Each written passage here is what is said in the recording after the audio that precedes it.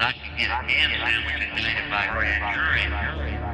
This is Fair Play on JusticeNews.net. Welcome to Fair Play. I'm your host, Imran Siddiqui.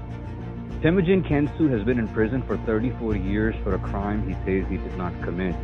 His case is among the most overwhelming cases of actual innocence anywhere in the country. Temujin Kensu has lived for 34 years behind the walls of Michigan State Prison. In 1987, he was convicted of the murder of a college student, Scott Macklem, in Port Huron and sentenced to life without parole. No one saw the shooting in 1987 of Mr. Macklem that Temujin was convicted of committing. Instead, two men testified to seeing a stranger who possibly resembled Temujin at some point before or after the shooting. One of the witnesses was hypnotized before he testified. Both witnesses vacillated on key details. Temujin was in fact more than 400 miles away from the crime scene at the time of the murder he's convicted for. No less than 9 unimpeached neutral alibi witnesses testified to that at trial. The prosecution countered by suggesting that Temujin theoretically could have chartered a plane to go commit the murder and return in time to be seen by his alibi witnesses. The prosecution never offered any actual evidence to support this outlandish theory. Over the years, the jailhouse snitch who implicated Temujin recanted and admitted he received benefits for testifying against Temujin. And a leading eyewitness identification expert reviewed newly discovered photos of the lineup in this case and noted many glaring differences that made Temujin stand out in the lineup, even testifying that it was the most egregiously biased photo lineup she had ever seen in her entire career. Nevertheless, Temujin remains in prison because court after court has refused to review the evidence of innocence and instead turned him down due to procedural technicalities. As for 2021, the Innocence Clinic at the Michigan Law School has represented Temujin for 11 years. In recent months, they submitted Temujin's case for consideration by the newly formed Conviction Integrity Unit at the Attorney General's office. AG Dana Nessel and her team now have the chance to do what our justice system has sadly failed to do for decades, and let this innocent man out of prison. You're listening to Fair Play on JusticeNews.net. Yeah, we don't want to do anything to scare your children. That's the last thing we want to do. We don't want to scare anybody. Did you say? Did you say that? Oh, you did say that? Español, I'm holding you in contempt of court. What'd you say? Fuck you, man. Fight on. Side by side until victory. And joining me today is Temujin Kensu from Macomb Correctional Facility in New Haven, Michigan. Welcome to Fair Play, Temujin, and appreciate your time on this. Thank you, Imran, and hello to everybody out there. Oh, you heard what I just read. Did I say anything wrong in that? Well, actually, I just hit my 35-year anniversary on the 13th of this month, so now it's officially 35 years. Which is a 35 years of slap on the faces of everyone at the U.S. Justice Department. Absolutely. The state and federal courts have time and time again refused to do the right thing. Now, there was the habeas in 2010 where a phenomenal judge, Denise Page Hood, the chief judge of the U.S. District Court in the Eastern District of Michigan, held in an extensive opinion that I was completely innocent of this crime. She did a lengthy analysis of the facts, the misconduct by the prosecution, the police, the judge, and my own attorney, as well as Mr. Joplin having been enticed to lie at my trial, which, of course, he admitted prior to passing away. And the Sixth Circuit overturned her ruling in a shocking and there's no other way to say it, disgusting misrepresentation of the law on the timeliness of appeals. When they passed the Omnibus Crime Bill and the Anti-Terrorism Effective Death Penalty Act, it restricted the rights of prisoners to file habeas corpus petitions. When I came to prison, there was no time limit for those things. Unfortunately, and this is something I'm very disappointed that President Biden's done nothing about because he was instrumental in this, that limitation took the rights away from a lot of prisoners. They did a time calculation on my case, trying to find any reason to take back my reversal from Judge Hood, which was very eloquent and very well laid out, very thoughtful, by saying, oh, well, you're late under the AEDPA. Now, technically, you can't be late when you're innocent, so then they have to attack your innocence claim. And as you've noted, and experts around the world have noted, actually, my case is the strongest case for innocence available for review anywhere. And unfortunately, the Sixth Circuit, headed by David W. McKeague, a federal judge that I had run-ins with in the past, wrote a terrible and very dishonest analysis of the case, confusing witnesses and dates and times and a mountain of facts, and used that as the grounds to take back the reversal, saying, well, we don't think you're innocent enough, so you can go die in prison. And you don't need evidence to prove that you did it. And their argument was actually that you don't need any physical evidence to send a person to prison to die. Now, the reason this should shock everybody is the Sixth Circuit Court of Appeals is a death penalty court. It oversees states like Kentucky and Ohio, for example, which have the death penalty.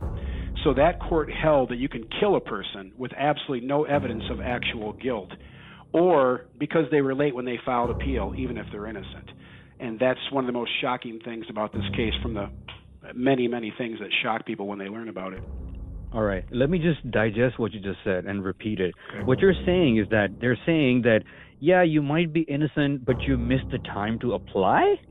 That's correct. They claim that I was late. I think their calculation was around 19 days. Mm-hmm. And they're also saying that, hey, we don't need evidence to put anyone in prison. We don't like you. We'll just screw you over. Right.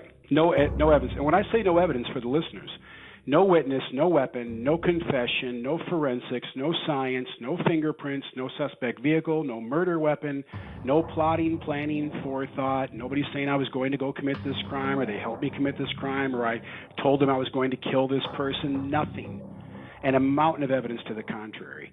And not to mention the fact that I passed multiple polygraphs, and my principal alibi witness, my son's mother, who I was with at the exact time of the murder up north, also passed multiple polygraphs, including with Port Huron's own polygrapher. So not only do they not need evidence, even all the evidence pointing to my innocence was completely ignored. The numerous alibi witnesses, physical documentation, my car being broken down, which there was actual receipts, paperwork, and witnesses for, my being in a martial arts school where the students were logged in at a specific time, just 2 hours after the murder, 500 miles away. None of those things mattered to the court. And this was really about protecting Robert H. Cleland, the federal judge, who at that time was a prosecutor who framed me for this murder. Mm-hmm. So this really wasn't about my innocence or guilt. They didn't care about the victim. This is about protecting one of their own. Isn't your case full of a million Brady violations, starting with the fact that the lady who was with you was not even asked to testify? No, not only was she not called, she was terrorized by the police. There's actually a police report where she went and complained because officers were threatening her. They were terrorizing her neighbors and threatening her neighbors. They were threatening to charge her neighbors with crimes, harassing them, saying things about Michelle that weren't true, and then told Michelle they were going to put her in prison, take our just-born child. They took our dogs. We had 2 German Shepherd puppies. They were beautiful puppies, very well cared for. They were spoiled rotten. They had every toy and little puppy bandanas and sunglasses and puppy vitamins. They took our dogs one day, no paperwork, no notice, and they, according to the police, they killed them the same day. When Michelle found out the dogs were missing, she was cleaning the apartment, and we had a big Mercury Marquis, a vehicle, so she put the dogs in the car while she cleaned the apartment so they wouldn't run around and get all over everything. And it was a nice day out. They'd only been in the vehicle for a little while. It wasn't hot or anything. When she came back to the car, the puppies were gone. When she went to the police, they said, "Oh, we took your dogs." And that was it for her. They told her, "We took your dogs and we killed your dogs." Mm-hmm. Now, I have a photo of her that I shared. I can post it to my Facebook if it's not there already, of Michelle holding the dogs on the day that they did this. These dogs were very, very healthy dogs. And that was it. That was all. That was enough for her. She was terrified and she fled. So she went and she hid at her mother's house in Burton. And the police knew where she was, the prosecution knew where she was, and my lawyer knew where she was. They all lied and told me they had no idea where she was hiding, and they never called her to trial. When she found out that the trial had taken place and she hadn't been notified, she came forward. She contacted me at the jail, and she offered to testify, and I tried to get her into court to get some kind of testimony from her, and Judge Corden forbade it. Mm-hmm. Wouldn't even let her come into the courtroom. This is all a matter of record. just so the listeners know. Everything that I'm going to say during this program is a matter of record, not my own conjecture. If something is my theory or my idea, I'll let you know. But otherwise, it's all a matter of record. Yeah, I mean, I threw in a conjecture. I said 1 million Brady violations was obviously an exaggeration. But, pretty close. But even close. one Brady violation, I mean, yeah. it should not be ignored. I wanted to know, who is Temujin Kensu as a human being, and why is he still in prison if he didn't do this? That's a wonderful question, and everybody asks me that. For many years, people would say, well, there must be some evidence. There must be some evidence. And I'd say, no, there's nothing. And they say, no, there must be something. And I think inmates do that a lot. But obviously, this case has been looked at by literally hundreds of experts and organizations. Millions of people around the world have looked at it and read the material. There have been hundreds of articles, dozens of news programs, a documentary, countless podcasts. It's been looked at front to back 1 million times. There's literally no evidence that I had anything to do with this crime. This is about protecting the status quo. We now know that the victim in this case, sadly, was using drugs and dealing drugs. This is a fact that was known to his family. We have testimony from multiple dealers and criminals who engage these activities with Mr. Macklem, and I'm not implying that he should have suffered any fate because of what he was doing. But somebody wanted him taken out. They wanted him to stop doing what he was doing. The morning that he was killed, he was skipping his classes. It was about 20 below that day.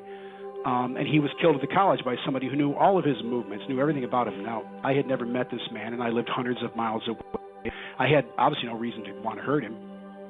But that aside, the reason that I'm still in here is because in 1990, when my first appeal was being heard, and I actually was granted some partial relief by the court and sent back for hearings, during that period, Robert Cleland was appointed by George Bush Sr. as a U.S. District Court judge. Now, that's a very powerful lifetime position.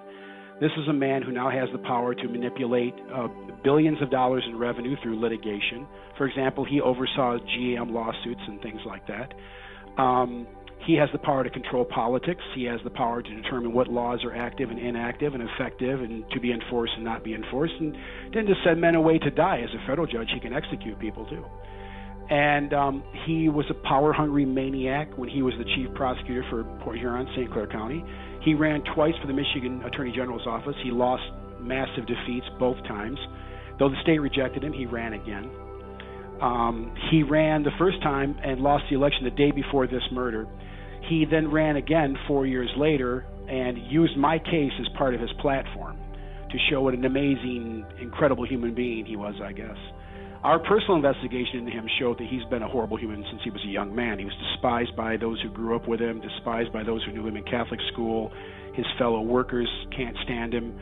The U.S. Marshals I met that know him have nothing good to say about him. And these are men that see him on a daily basis. And all of that aside, he is a very powerful person, and he rose as much as he was able to rise with his limited abilities in the Republican Party. And he began to use his influence to have me harassed in prison, to have me transferred. Mm-hmm. There are actual records in the MDOC about him trying to have me locked into a cell in Marquette and have the door welded shut. The guy was a maniac, simply a maniac. He lied to the MDOC. This was found out and determined to be so during a lengthy investigation by Arden Melberg, who worked with I&I in the Michigan State Police in 1987 and 88 when I was in Jackson. He was so obsessed with me that he couldn't stop even when I was in prison. Even though I was, being a good boy and staying out of trouble, he was trying to make my life hell in here. And it was all because of his ties to the Macklem family. Yeah, and because he knew that once you get out, he's done. His career is over. Exactly. So, as I was saying, we were waiting for a decision from the court, and I had to do a second half of my hearing, and suddenly they wouldn't let me attend. So by law, you're allowed to attend your hearings unless you engage in some kind of misconduct. They didn't want me to see what was going on. Mm-hmm. Well, the second half of this hearing, that's when all the lying started. Then it was we can't find the photographs, and we don't know who asked what, and we don't remember who did what. Now, I could have answered all those questions, but I wasn't allowed to attend. This was after Cleland became a federal judge. Isn't that against the law? Yeah, it's absolutely illegal. And there have been so many violations in this case. There's a simple law in Michigan that says that when you file an appeal and you present an issue, let's say 12 issues, then the court has to do a step-by-step analysis of each issue. What they've been doing in my case is simply saying the word no merit for everything. So we turn in a 250-page brief with affidavits and expert opinions and law enforcement and polygraphs, and they just say the word no merit, and I spend 5 more years in prison each time they do that. So after Robert was appointed in 1990 by Bush, suddenly the Court of Appeals didn't care about my case anymore. And they wrote a lengthy analysis, which was garbage, and got every single fact wrong and every legal argument wrong. They ignored the mountain of evidence of my innocence, and that was the tone from 1990 until 2010, when Judge Hood was gracious enough to stand up and do the right thing and rule for me. Now, here's the thing people should know, to show you how amazing this really is. Judge Hood is Robert Cleland's boss. Mm-hmm. So this is the first time in American history, as far as we know, that a federal judge has ruled against a fellow judge in their own court and literally said, you framed an innocent man for murder, you engaged in horrible misconduct, and she had to see this person walk the hallways every day. So to me, Judge Hood is a hero. She's a national hero as far as I'm concerned. No doubt. And the Sixth Circuit was never going to let that stand. They were never going to let one of their own be accused of doing what he had absolutely done, what everyone agrees he did, what every expert agrees he did. And so they had to find any way to take it back. So I had a second partial relief on a habeas between 2015 and 2017 because of the photos they faked me with that Dr. Dysart talked about, who you referenced earlier. And once more, the court held my Brady rights were violated, my rights under Strickland versus Washington, my rights to have effective counsel, they were all violated. And they sent it to a judge named William Bertelsmann, and my case was incredibly moved to northern Kentucky, out of Michigan, again because of Robert Cleland, and sent to this old crony of his down in northern Kentucky. Damn. Bertelsmann comes in out of retirement, writes this insane, rambling opinion citing a case called Keith that has nothing to do with my case or the facts of my case, and basically takes back the reversal that would have been granted by the Sixth Circuit had they honored their own 9-page opinion and said my rights were, massively violated. Bertelsmann sends it back to them, and they overturn themselves again, and here comes David W. McKeague, Robert Cleland's friend again, the judge that I had a falling out with in 96 in a civil suit, which I won, by the way. And he decides once more that, the illegal photos and the lying about them and hiding them for 24 years and changing them and giving fake photos to the jury and a fake photo board, none of that mattered. So now they've attacked my innocence and my timeliness, and now we have the photos proving the entire case, predicated upon this phony lineup, is now invalid. And they said once more, it doesn't matter. So, again, they sentenced me to die. Had this been a death penalty state, I would have been executed, and they could have cared less. And so this is this should scare people, because this is what happens when you're in the gears of the system, and they will protect their own, and they will destroy you, and they will lie about you, and they will make sure that nobody cares about you, and they will bury you away. And we see that happen all the time now. Yeah. And fortunately, our Attorney General was brave enough to open up a CIU, which gave her the authority to look into my case. Yeah, I don't know how brave enough they are, because, don't get me started. Well, our CIU is new, just so you understand the timeline on that. Yeah. No, I understand that, and I appreciate what they're doing, but it shouldn't be taking them so long to sit on it. These guys, these guys are professional attorneys, man. They know how it should be. They know the game, how it should be done. Yeah. It's like, I see it, it's wrong. Okay, get this guy out. It should be like that. I don't know what they're waiting for, but the only thing I can think of is, of course, they don't want to ruffle some feathers of a judge. Right. Yeah, Right. So I don't have any respect for them. Well, just for the listeners, so they understand, Governor Granholm, now Energy Secretary Granholm, was Michigan's Attorney General, and there was an investigation opened up by some agents in that office under Robert Ianni and Mark Bloomer, solely because an attorney friend of mine, Jonathan Mayer, one of my supporters, happened to know some of these high-ranking people in the Attorney General's office. And they gave us a meeting, and they actually said, it's only because of your lawyer's reputation that we're giving you this meeting. And they assigned agents. Not because of the credentials of your document? No, they didn't care about my appeals. They knew that my lawyer, John Mayer, who'd come onto the case pro bono, as everybody who's ever worked in this case has done, they knew John, and they said, we think you did it, but we know your lawyer, John. He's an amazing human being, so we're going to listen. And John made a presentation with my wife Amako Kensu, who passed away in 2012. Of course, I'm now with Paula, and they made a presentation to the AG's office and impressed them enough. They said, we're going to assign some agents. So they assigned 2 agents to the case. They spent about 6 months on it, and guess what they concluded? That I was completely innocent. Mm-hmm. They came to see me at the Ken Ross Correctional Facility, and of course 9/11 happened, and agents were being redirected to other tasks. And suddenly we were notified that our Attorney General had shut down the investigation case, and they weren't to talk about it anymore.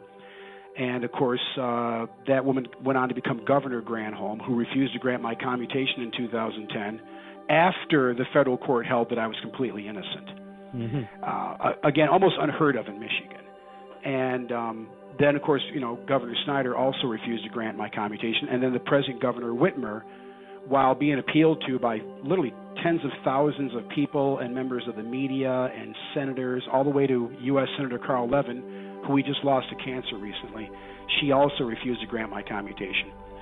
So one of the problems you have when you're in my situation is the commutation process is created just for people like me, where the appellate system has failed. Because obviously if the appellate system failed, I'd be home. If the parole system functioned, I'd be home. Mm-hmm. So the commutation process is there solely for when the other 2 processes fail. And literally tens of thousands of people implored her, including the very law firm she worked for prior to going into politics, said, hey, you need to let this man go. This is a terrible travesty of justice. And she rubber-stamped a denial, and then 2 years later, she denied me again. Mm-hmm. Just about, 6-8 months ago, she denied me again. She won't even discuss it. She won't talk about it. She won't talk to the press about it. She knows I didn't commit the crime. Her staff met with people that support me on multiple occasions, and there were a lot of discussions and correspondence back and forth, and it was made very clear that she knows I didn't commit this crime. But she's granted no commutations. Better yet, my case is called Michigan Shame, mm-hmm. and she was asked to fix Michigan Shame, and she's not going to do it. So, yeah, I mean, doesn't it speak volumes about a justice system that doesn't need the merits of one's documents, but needs someone who knows someone so that they can talk about it? That's exactly right. She did the only commutation she's done in Michigan. She won't do one for anybody who's innocent. The only commutation she did were for 4 drug users, because some celebrities tweeted about them. Now, one of them happens to be a good friend of mine, and I absolutely agree that those guys had way too much time, and they should have been let go. So I'm not crying sour grapes about that. One of them, Miko, is actually a friend of mine. Mm-hmm. But she only let them go because Chelsea Handler and Snoop Dogg, the rapper, tweeted about these guys. Yeah. And that brought it to her attention, and then she just couldn't wait to get them out. So I guess if famous celebrities, well, no, John Cryer and some celebrities have tweeted for me, but I guess they weren't important to her. Yeah. And for whatever reason, Chelsea Handler and Snoop Dogg were, and suddenly she had to, decry this terrible injustice and, get them out of prison.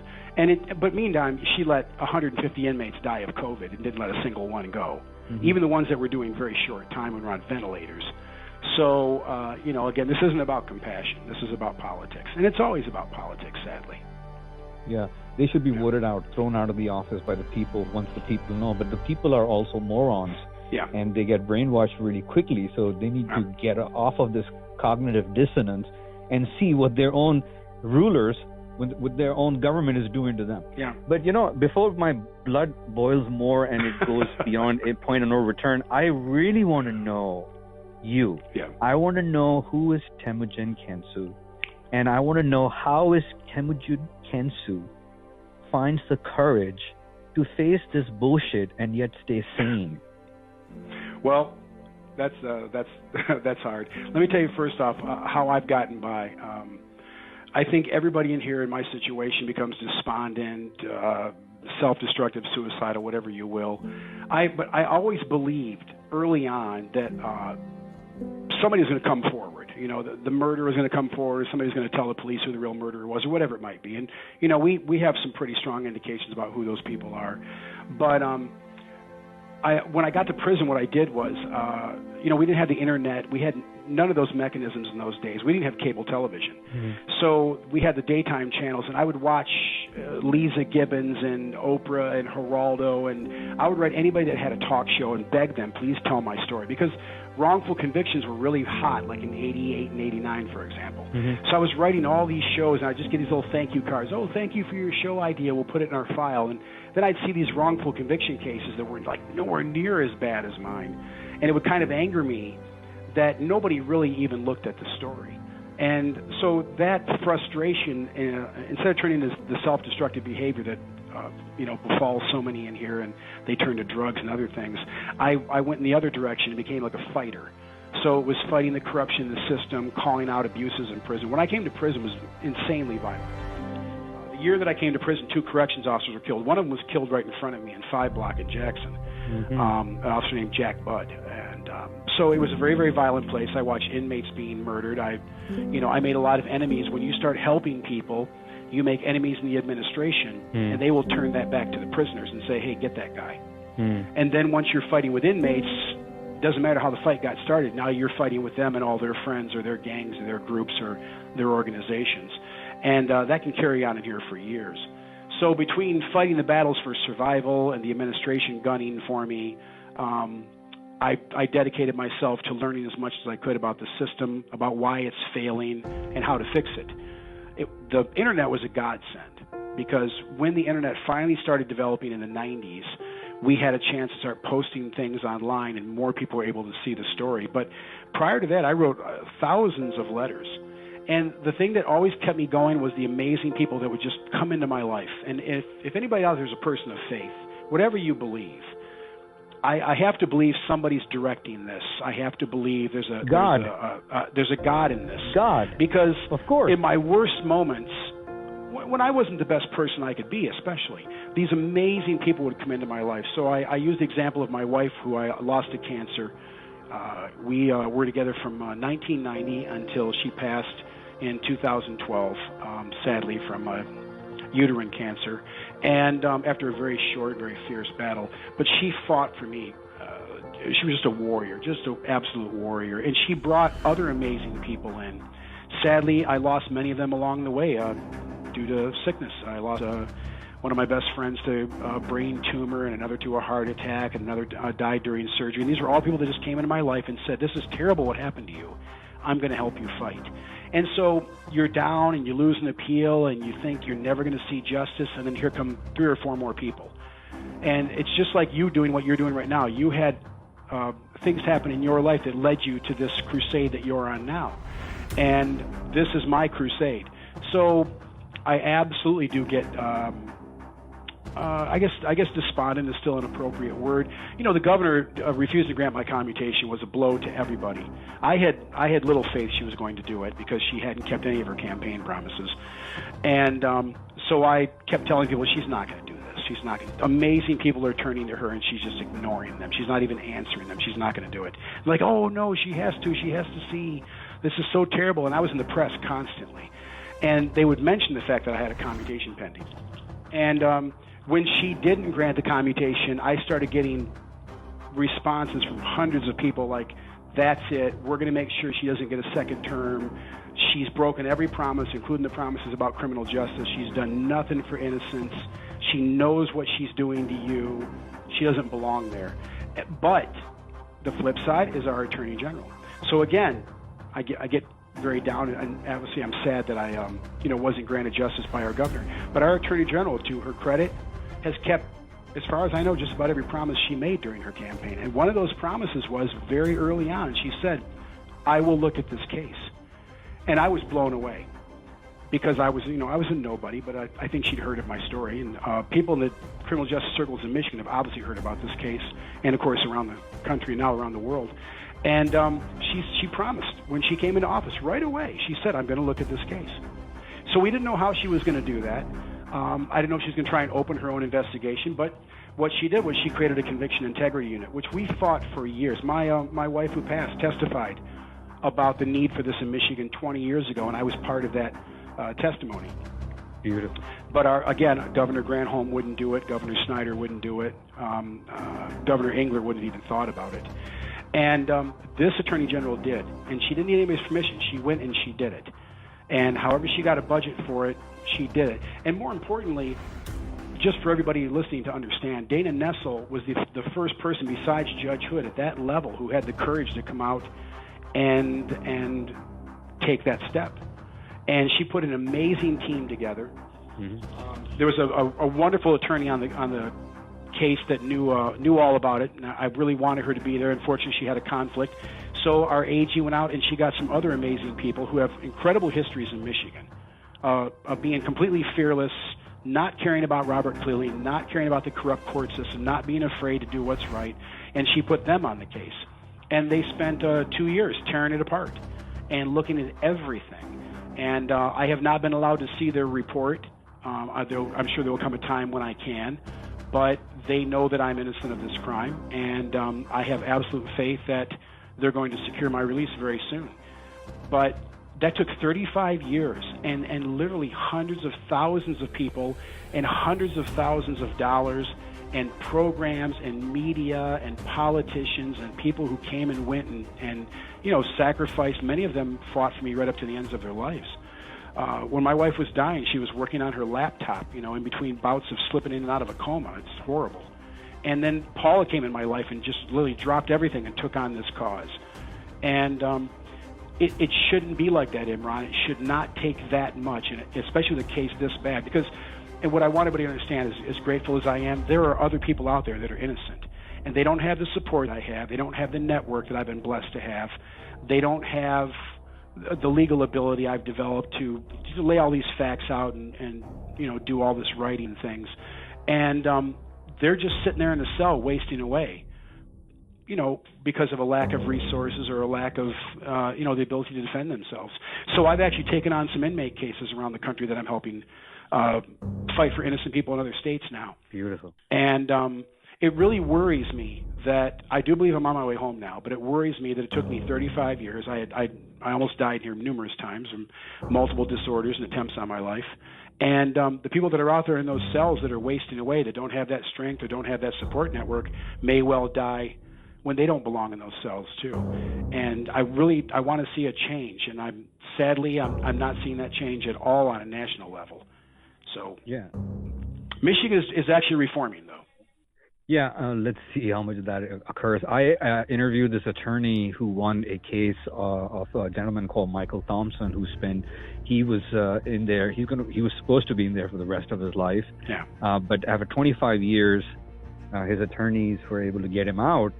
And I asked her when she got him exonerated, because exoneration is better than clemency, because Sure. a lot of people suffer even when they come out because they're not exonerated. Even exonerated people suffer. So because the government doesn't have a system to help those guys that they screwed over. Right. So I asked the attorney, how did it happen? And she said, Imran, it's like grains of sand going out of my hands, because it took Kimberly 10 years to get Michael Thompson out. Right. And I said, how did it happen? And she said that when she spoke to the DA said that there was too much pressure. There was public support.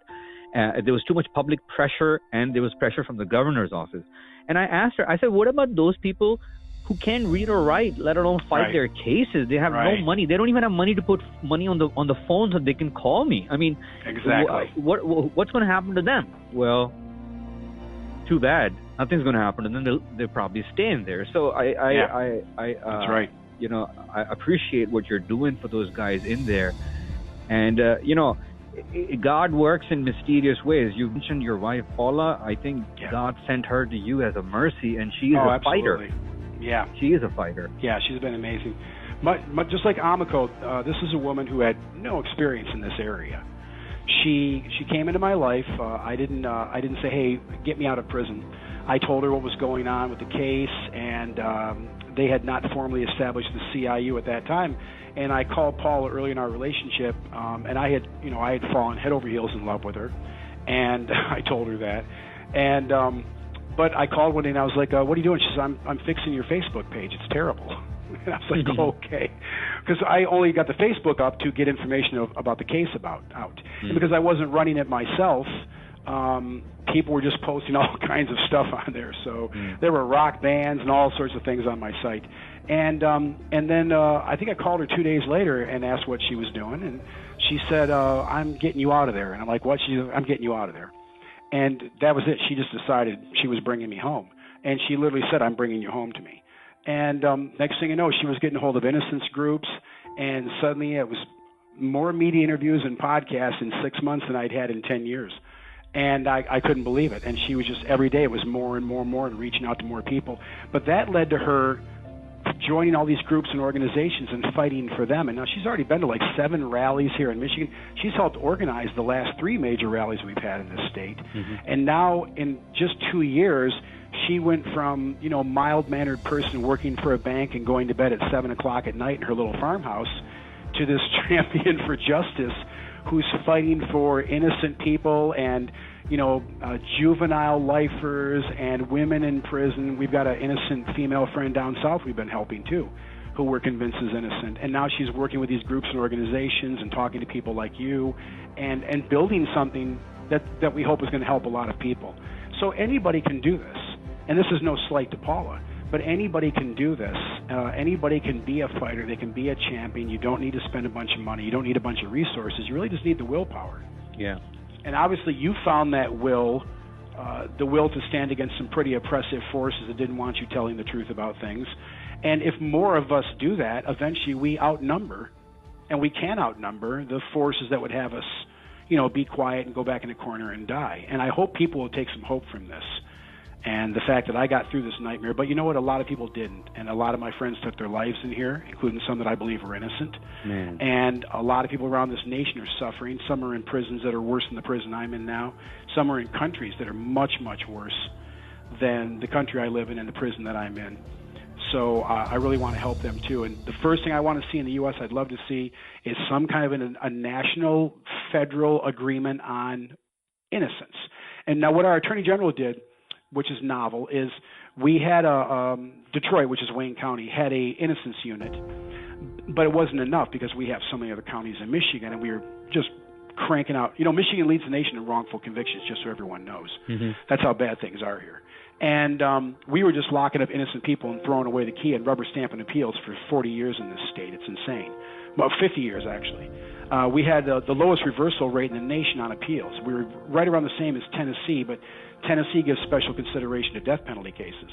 And so basically, unless you were insanely wealthy in Michigan, you were not getting your appeal heard. You were not getting any justice in our court system. Credibly, my lawyer from the University of Michigan is now the Chief Justice of Michigan Supreme Court, and obviously she's a fearless fighter, so that's really changed things. But what Dana did was Dana said, our Attorney General said, we need a CIU for the state because of all these counties that won't do this. So she took the lead on her own and created a state CIU, which now covers every county. And guess what's happened since then? Ann Arbor, University of Michigan, which is Washtenaw County, now they have an innocence unit. Yeah, Oakland County now has an innocence unit. Macomb County is opening an innocence unit. So our biggest counties, where a lot of these violations, the majority of these violations were taking place, these rushes to convict, are now opening innocence units. And these amazing prosecutors are saying, my job is not just to lock people up. My job is to make sure the wrong person doesn't get locked up, and if they did, to get them out. So, God bless them. God bless Dana Nessel for, like I said, keeping her promises. And I hope she stays in office, and I hope she runs for more. But, Imran, I think everybody knows we don't have enough of that. We don't have enough of that. She's one in 1,000, unfortunately. You're listening to Fair Play on JusticeNews.net. I can get a hand indicted by grand jury. Did you say me? Yeah, we don't want to do anything to scare your children. That's the last thing we want to do. We don't want to scare anybody. I'll hold you to court. What'd you say? Fuck you, man.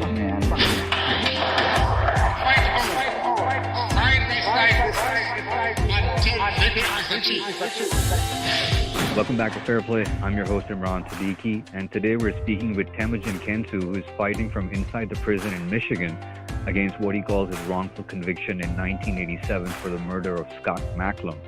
Kensu has spent 35 years behind bars now, and they say he has no chance of parole, but they can say whatever they want. because the facts, in the end, the truth will find its way. I'm going to quote you. You once said, "There's not one single shred of evidence that I had anything to do with this crime." Correct. So what I want to do right now, just for a couple of minutes, I want you to go back to that day in 1987, and I want you to tell us, where were you, what happened? Because one of the biggest things that's missing in terms of data is your account of actually what occurred that day. So we would really appreciate if you could take us back in time and tell us what happened. Yeah. So we put out these really detailed fact sheets, which were prepared, some of them as early as 1986 when I was arrested, my exact whereabouts the day of the crime.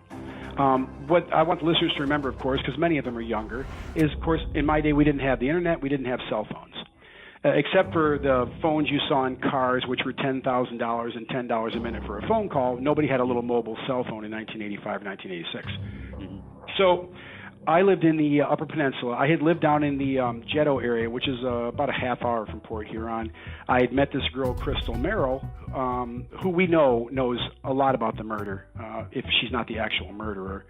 And I dated her for a short while. She was completely insane. She was the stalky, obsessed type. Within a couple of days, she was talking about marriage and moving in together. And I was like, okay, I'm done. I was young. I was, singing in bands and riding my motorcycle and being Johnny Cool guy in the 80s. And I was not looking to settle down with this crazy woman. And she started stalking me, coming to my cabin, constantly demanding to see me in early morning hours. Of course, I wasn't much for getting up at 7 o'clock in the morning back when I was 22, 23 years old. And I terminated my relationship with her. I had a friend of mine, Tom Ford, live with me at that time, and my son's mother, Michelle Woodworth, and we had both agreed that this woman, Crystal Merrill, was completely insane, and that she was going to be a problem. And we had talked about moving up north, so we decided to move up north. We went up to Escanaba, and we got a place up there, and I never saw Crystal again. So I met her the last week of May of 1986. I only saw her a couple of times. And I dumped her in June after she came uninvited to a party that a neighbor had looking for me. And it was a private party. He didn't want anybody there that wasn't supposed to be there. She barged her way into the property. He became very irate, justifiably so. I apologized. I went out and said, "What are you doing here?" And she started making all kinds of crazy accusations and demanding to see me, and I had to spend time with her, and I needed her, and all this crazy stuff. I said, "Okay, that's it. We're done. No more. Go away. Don't come around anymore." Now, here's the thing. She admits this.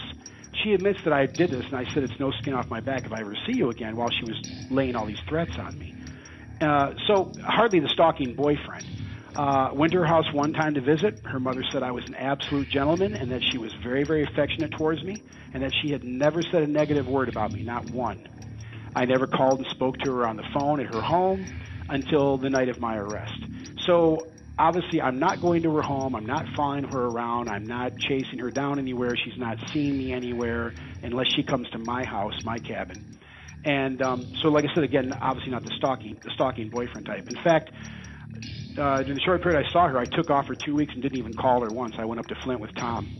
And there's a timeline for that because Tom's father got married. So we can prove when William Ford and his wife Debbie were married. And you never threatened her about anything? I didn't even call her. So I had no interest in her whatsoever. Then when I came back, she was looking for me again. Michelle made a very detailed statement as to Deanna Bomar that Crystal was harassing me, stalking me, that I was hiding from her in the cabin, that I didn't want to see her. So again, I just want everybody to understand, whatever she or they say now, this is actually a matter of record. The stuff they're saying is not. What I'm telling you is. And there's affidavits from witnesses who saw me trying to hide from this girl. So we moved up north. We never came back down. I never saw her again. She admitted she never saw me again. So her boyfriend is killed in November the 5th of 1986. And there's a series of police reports. She does not blame me for the crime. Now, this is very important for everybody to understand. If she thought that I did this, the first thing she would have said was, "Oh my God, I know who killed Scott," and would have told the police it was me. She didn't do that. She said Scott had no enemies and nobody would want to hurt him.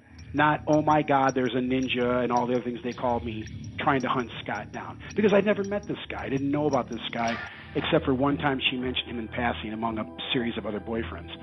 And Bear in mind, I'm living up north, 500 miles away. I'm not coming down. I have no contact with her. So now the reason this matters is, again, there's no cell phones, there's no internet. I'm living 500 miles away in a farmhouse way out in the woods in Rock, Michigan, about 20 miles south of Marquette. I have no contact with anybody downstate in this area, and obviously no contact with Crystal. She was not seeing this Scott guy when she's seeing me. So obviously I wasn't jealous, and there was no issue. I never had to compete with her or any of her boyfriends. She was very promiscuous, but I never had any problems with those guys. I never had any run-ins with those guys. Did you know the victim? Because, again, I saw...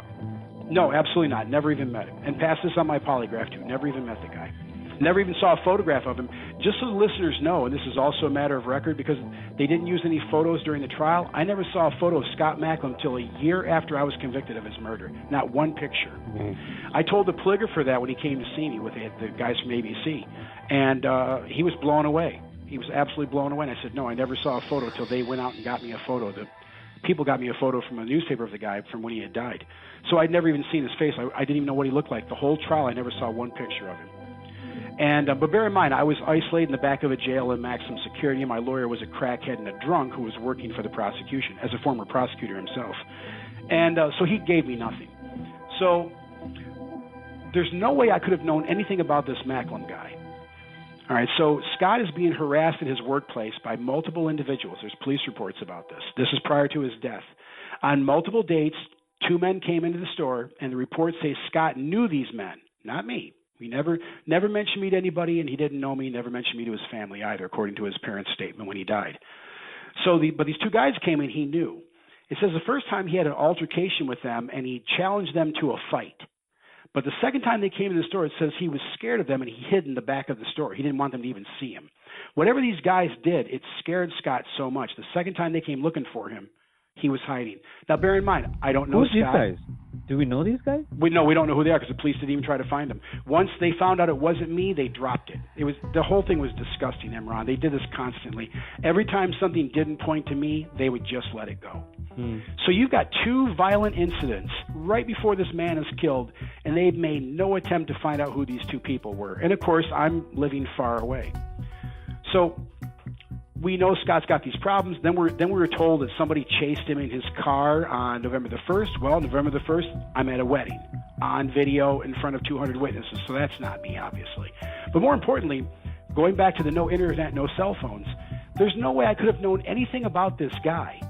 I lived in a home with no phone. We didn't get a phone till about a week before my arrest. We finally got a telephone installed. Well, I have no phone. I don't know this guy. This guy was killed at a college where he was skipping class in the early morning. That means the killer knew he went to college, knew where he was, knew that he wasn't in class. It was 20 below. The person couldn't have been waiting very long, knew where Scott would be. We know he was at the college skipping class because he was probably selling drugs there. That's the only reason he went. His grades were declining. He was skipping his classes, but he was driving from Croswell all the way to Port Huron to hang out at this college. He's killed by somebody who knows his vehicle and knows him on sight right away. There's no way I could have known any of this. There's no way I could have known this man was even going to college. There's no way I could have known he worked in some men's clothing store. Crystal didn't claim that I had any of this knowledge. Nobody ever saw me again. And Tom Ford and Michelle Woodworth testified we never left the Upper Peninsula. We never came back down. I never chased this guy, stalked this guy, or even mentioned Crystal again. So whoever killed Scott had intimate information about him. Everything about him. They knew where he lived because he was supposedly chased in Croswell. They knew where he worked. They knew where he went to school. They knew what he drove, what he looked like, and where he was going to be that freezing cold morning in a blizzard in sub-zero temperatures. So obviously... And where were you at that time? The entire time I was in the Upper Peninsula, 500 miles away. And I was in Rock, Michigan. And at that particular time, you were in bed with your former wife? Yep, exactly. We have 2 German Shepherd puppies that would sleep with us, and they had to use the bathroom, and they got up. And we went outside, and they did their little business, and Shelley made me breakfast. And we had planned on going into town that day to stop by and see Melvin Carlson, my landlord, and I ordered some martial arts equipment, and I was going to Treasure Chest store to check on picking that up. And so we went into town, and by 11 o'clock, we were at the Taekwondo school where Master John Manali saw me, along with his student Kathy Dyer, who was teaching that specific class that day. And Mark Sherman, who was at the class that day, had a PTA meeting, so he knew exactly what day it was. And there was another gentleman there that was kicking the bag with boots on, which the master never allowed. So we were actually discussing that. And the point was that multiple people saw me in the school. When we left the school, 3 kids who were skipping school, who are still my supporters, Paul DeMars Deal, who I just spoke to recently again, and Amy Cretin, all saw me on the walk. They knew when they were there because they were skipping class from Delta County High School. We went down to a real estate office where the woman remembered us coming in and wrote my name and the time, noon, on her blotter on her desk. And my car was broken down that day in the Kmart's parking lot in Escanaba. 2 witnesses, Patrick Kennedy and Gene Lundquist, testified that I was there, that I asked them not to tow my car, that I pointed it out to them, and there's a signed, dated, stamped receipt with my name, my address, and the actual time on it from Kmart's for auto parts that I bought the day of the murder for my broken down car that was in their parking lot. And lastly, I went across the street to the auto parts store to buy a fuel pump at Burkholz Auto, M&B Auto, and Mike Burkholz testified that I came in and bought a fuel pump for the vehicle that day. So that's just part of my alibi. Yeah. I was on a date with a woman named Bethany Steyer until about 2 to 3 o'clock in the morning. So this is just 5 hours before the murder, again up in the Upper Peninsula, with my car, which had broken down that time and wouldn't charge. So I had to get the battery cables from a gas station next door. Yeah. The manager of the Big Boys saw me there. His name was Jeff McNamara. His nickname was Scruffy. He testified that I came in. He knew exactly broccoli soup, which they only served Tuesday night. It's now early Wednesday morning. And Beth Steyer, who was just interviewed recently, including by the CIU, confirmed that I wasn't making any attempt to leave. I wasn't trying to get out of there. In fact, I was trying to play kissy face with her in the car at 2 o'clock in the morning in freezing temperatures while we were charging the battery. So if I'm going to go downstate and I have to rush down there and kill this guy in a couple of hours, I'm obviously going to want to get out of town. Yeah. And everybody confirmed that I was just as casual as can be, and I wasn't looking to leave, and I didn't leave. And there's even a phone call. As I say, about a week before we had a phone installed, there's a phone call on my phone card from the Flapjack Shack in Escanaba next to the Kmart's where my car broke down. So this is just some of the evidence we have proving that I was up north. And this doesn't mention all the witnesses they didn't call. I saw Cheryl Reinhardt, who's still a friend of mine to this day. They didn't call her. And she knew exactly what day it was because she had a receipt for a dress she delivered that day. It was the only day her mom ever let her use the car. So she knew it was the 5th. She was with a woman named Gina Dubord. There were numerous other people they didn't call. Because it would go against their case. Right, exactly. So and here's the thing. Here's the really messed up thing. The only reason any of my witnesses were called or that I had any of this evidence was not because my lawyer did his job. It's because my son's mother, Michelle, went out and got a hold of everybody and said, hey, do you remember seeing us? What do you remember? Do you have any proof? And so with the kids in the walk, yeah, there's a school record showing they skipped class. And with the Taekwondo school, yeah, there's a sign-in log showing that Kathy Dyer taught the class that day and so on. So it was Shelley doing all the work. And that's part of why the police began to terrorize her and try to drive her away. Yeah. And, of course, sadly, when she fled, then I lost my only lifeline, and I was on my own from that point. So, according to the documents, no physical or DNA evidence tied you to the crime scene, not even circumstantial evidence. No. And the conviction was based solely on the testimony of your former girlfriend and these jailhouse snitches. Right. So there were three pieces of what you would call direct evidence. Now, remember, Crystal claimed to have no knowledge of the crime. Her first 3 or 4 interviews, she didn't say a word about me or Scott. It was all just silly stuff like he drives a motorcycle and wears a leather jacket, or he's a martial arts guy, he's a ninja, just crazy stuff. Nothing about her boyfriend, obviously. She didn't start building that story till like months later. And obviously by that time I know she's covering something up because she's making up these insane allegations. And she suddenly got us having all this contact, which Michelle will tell you to this day, who lived with me, and Tom will tell you, who lived with me, that I did not have with her. I hardly ever saw this woman. Now she starts telling story after story, and I'm telling the police, when is all this supposed to have happened? She told you guys we dated 3 times. She's just giving you like 40 different incidents. Some of these would take hours and hours. It didn't matter. She would lie, and they would brush it off. She would blame me for things that, they would find out later on were lies. She'd say she saw me at a party, and then it turned out I was at a Halloween party up north, and she'd change her story about that. She would just keep on lying. And we knew it's because she was using drugs with Scott and covering up the cause of his death. But the three pieces of evidence, if you want to call it that, were Crystal, who claims no knowledge of any elements of the crime whatsoever, so not really a witness, just there to attack my character. Rennie Gobain, the witness from the parking lot, which I'll explain in 1 second, and the inmate informant, Philip Joplin, who made this entire story up and admitted he made it up and that he was coached into doing so later on. Yeah. Now, just so the witnesses know, while he claimed I was confessing to him, there was another person sitting there. That person's name is Booker Brown. He's also one of my defenders to this day, and he's Philip Joplin's cousin. And he came out right at my trial and said, that's a lie. This guy kept saying he was innocent, saying he didn't do it, and he could prove he was up north. So Joplin's own cousin testified for me. This man didn't know me from Adam. I'd never met this person.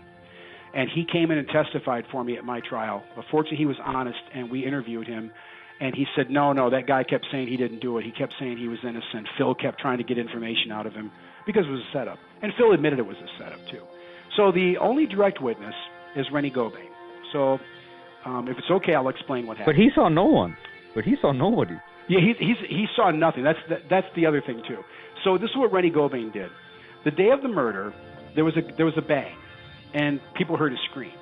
We don't know who screamed, but we think it wasn't Scott because the damage to his diaphragm, lungs, and heart implied that he probably couldn't have been the one who screamed. But witnesses heard a high-pitched scream. Now, here's the kicker for everybody. So that means there was a woman there while he was being shot. And there was a woman right by him when he was shot, yes. 3 witnesses saw a woman get into a car right next to Scott, shrug her shoulders, and drive away after a 12-gauge shotgun blast goes off right next to her. And to this day, the police have not even tried to find out who this woman is. And they didn't look for her back then either. And we think that was probably Crystal. Mm-hmm. But even if it wasn't, there was a shot. Now, here's the thing. Witnesses saw Scott supposedly running from the student center to his car. Now, Robert Cleland lied to the jury. He tried to hide all that. He tried to tell the jury I was sitting in the car next to Scott and that I supposedly shot him from this mystery vehicle. Scott's wound was too low, and it was moving at an upward angle, and the pellets were exiting under his armpit, and I think he was about 6'1", 6'2", so a little taller than me. The gun would have had to have been held very, very low by somebody, not out of a car door. Now remember, it's sub-zero temperatures. It was 20 below that morning with a very cold wind and that dry snow blowing. I don't think anybody was sitting in the car waiting for him, and nobody saw a car pull out. So Cleland just made this entire silly story up. And the other reason it matters is because witnesses saw Scott running to his car. So he wasn't shot by somebody waiting for him at his car. He was running from somebody that was chasing him. It all happened. So something happened inside the student center. Exactly. And then he ran for his life, and that person pursued him. Exactly. And Robert Cleland, just like he lied about the airplane, had to try and put me next to Scott. Oh. So he ignored his own witnesses saying Scott was running and appeared to be ducking. He was shot by the front wheel well of his car. His gym bag was laying on the hood, and he was just getting his keys in the door when he was shot. He was trying to get away from somebody. He wasn't shot by somebody sitting in a car next to him. And Robert Cleland knew that. These are his witnesses saying he was running from the student center to his vehicle, not shot by somebody waiting for him while he casually got into his car. Robert Cleland lied about everything to the jury, and my lawyer sat there, stoned and did nothing about this. So Scott is shot. So there are 3 people walking, Bob Mervich, Kathy Ballard, and Rennie Gobain. Now, Bob Mervich testified for me. Kathy Ballard was supposed to be a witness, but she didn't pick me out, and she's one of my defenders now. So the third person there is Rennie Gobain. This is what Rennie Gobain did. He wanted to be a star. He went to the police on his own, and he said, that thing in the parking lot, yeah, I think I have some information. And his original story, and we have the reports for anybody that wants to see them, or I think they're posted online now, is he saw, ready for this, a Datsun 280Z or a Mazda RX-7, gold in color. Very specific little sports cars with long fronts, tiny little back seat, little short trunk in the back. Like little Corvettes, basically. And he's a college student who's in a small auto body class, I think for his second year, so he definitely knows vehicle bodies very, very well. And he says he saw in that car this person driving by, and they had a hat pulled down to their eyes and a coat collar pulled up to their chin, and they're hiding behind their hand behind the steering wheel. So basically he saw absolutely nothing because we reproduced that. Nothing you could see whatsoever from the description that he gave. On top of that, so the person's hair was sticking out from under his hat. Well, I had a punk rock shag cut. This is the 80s now. and my hair was so short, it was like a fan on top of my head. So there was no hair sticking out under a hat, obviously. And so this is all he said. And it says, the report says, no further information available. That's it. That's all he had. Well, then he goes and he gets hypnotized. And when he gets hypnotized, he changes everything. Now it's 12 license plate numbers, and he changes the car from that gold Mazda RX-7 or Datsun 280Z to a 1986 Burgundy Ford 5-door station wagon. Now, this is an absolute fact. This is the record in this case. This man is a pathological liar. The reason that car matters, I was arrested on November the 13th in a donut shop in Troy, Michigan. I don't know the time. I want to say around 7 or 8 o'clock at night, maybe a little bit later than that.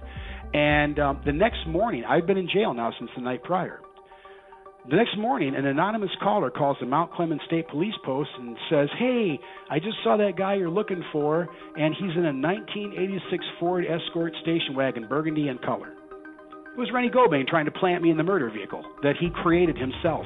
Now, again, for anybody listening, this is all a matter of record. He literally tried to plant me in the murder vehicle that he made up himself after his hypnosis, not knowing when he said he saw me that I'd been in jail for about 16 hours at that time at least. Wow. Right there, he's a liar, man. And so the Michigan State Police trooper from that post testified for me. Thomas Ackley, his nickname was Bear Ackley, testified for me about this anonymous caller. But the caller also said he knew the victim, that he went to St. Clair County Community College, and he stupidly said he knew all about small cars because he was in this auto body class. It was Rennie Gobain trying to frame me. Now, the other reason this matters is Rennie Gobain said he was so moved by this that when he got to the class, he wrote down the plate number. Well, that's a lie. Bob Mervich testified Rennie Gobain never looked at anything, never looked at any car, never commented on it, didn't say a word in class, and didn't write anything down in a notebook. Rennie Gobain was just this nobody who wanted to be a star. Now, here's the scary part. Guess what else he wanted to be? A cop. And he became one. On a recommendation from the St. Clair County Prosecutor's Office and Robert Cleland, because of his help in this difficult prosecution, he went on to become a crooked cop in Oak Park, Michigan.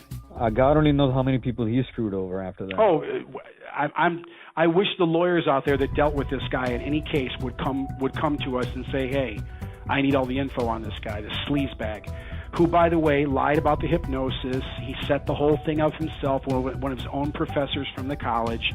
He was making up plate numbers. And so everyone understands, here's the case. This is the entirety of the case. Crystal attacking my character, claiming no knowledge of any element of the crime. Rennie Gobain making this story up, changing cars, changing plate numbers. Now he's changed the description of the driver. Now it's, he's got a big nose. After he saw me, by the way, I have a slightly big nose. And, piercing eyes. I don't think I have piercing eyes, but apparently, every criminal has piercing eyes now. And the vehicle change, the massive vehicle change. And then the vehicle he tried to plant me in the next day, not knowing I was in jail.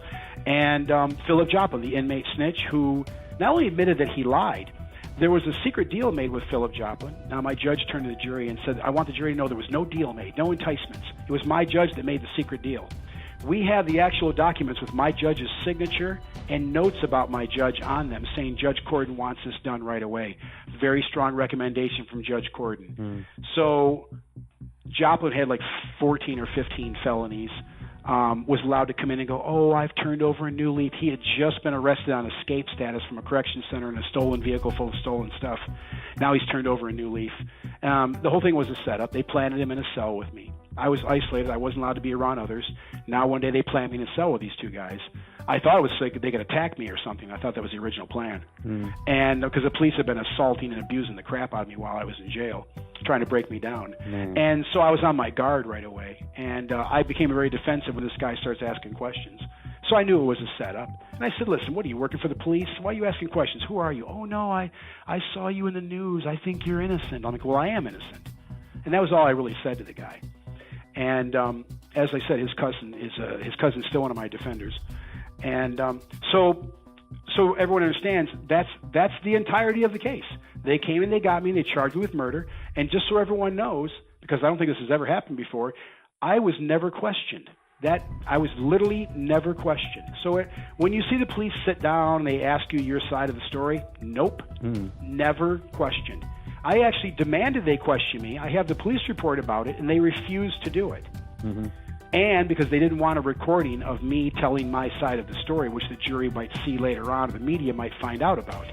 So what they did was they took me and put me in maximum security in this jail, cut me off from all human contact, shut off my phone, wouldn't let me bathe, forced me to grow my hair, forced me to grow a beard because their suspect had a beard, which I didn't, and literally set me up for this murder and refused to even talk to me about it. This the usual two detectives sit down and say, hey, what's your story? Crystal said this, or did you kill this guy? No, never.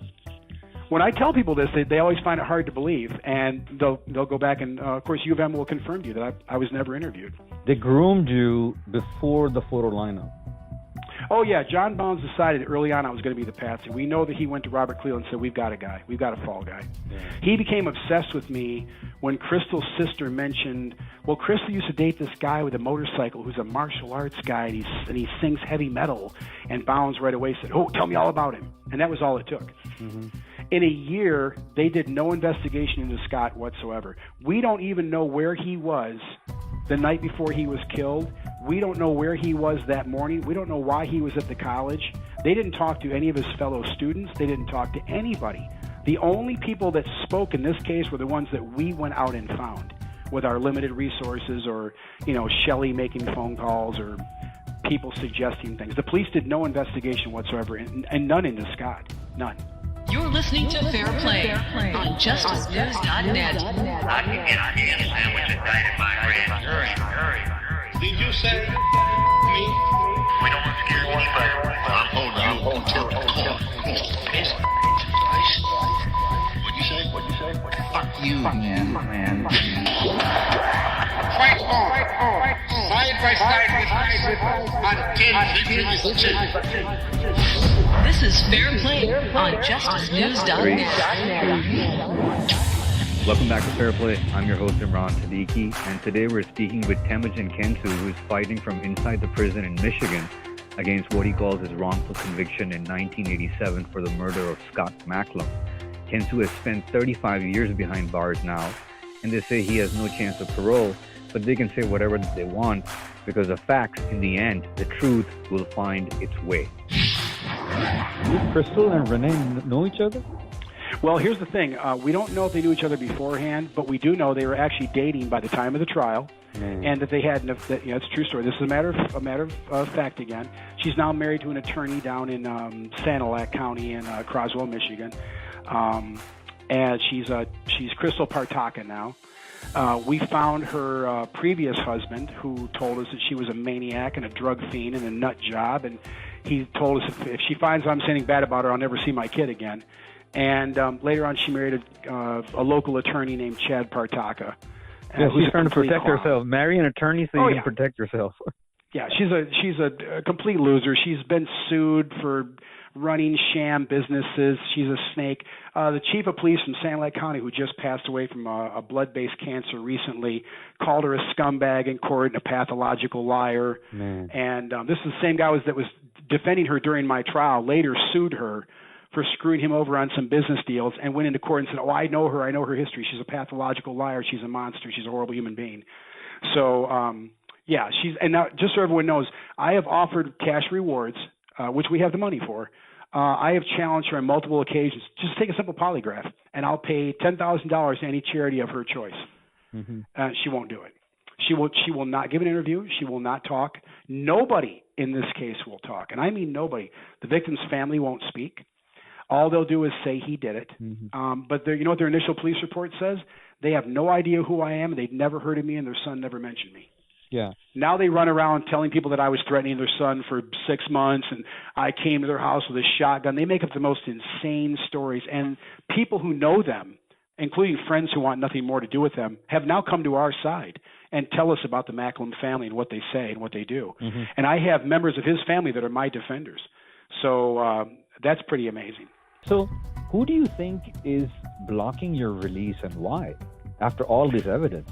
Well, there's no question that Cleveland uses power for a long time. I don't know what the governor's motivation was. As I mentioned, Senator Carl Levin, who's a legend in the Michigan Senate and in the U.S. Senate, and the Levin family, who are just amazing people, by the way. Andy Levin just helped get Fenster out, who was imprisoned overseas, the journalist. And Andy and the ambassador worked tirelessly on that. These are people that have been fighting for justice for a long time for people in Michigan. Levin family is amazing. Senator Levin spent the last moments of his life worrying about me, calling the governor's office, pleading with her to let me go, sending letters, sending emails, meeting with her staff. And this is a man who's done so much for Michigan. Man. And she just snubbed him. And it was shameful. The media just excoriated her for it. There were a dozen articles that came out blasting her about this. But it has to be something really powerful that she's going to ignore someone like Carl Levin. This man, like I say, he's a giant in the Senate. And he came from that time when everybody got along. He was friends with Joe Biden. He was friends with everybody. And, he was a very bipartisan guy. He could work and talk with anyone. And Nolan Finley from the Detroit News, which is one of the conservative papers that also defends me, knew Senator Levin. And he said the same thing. This is shameful. This man was dying of cancer and fighting to secure my release, and our governor, she wouldn't even talk about it. So, we don't know who all is doing this or what they have on her or for her that would make her, do such a heinous thing.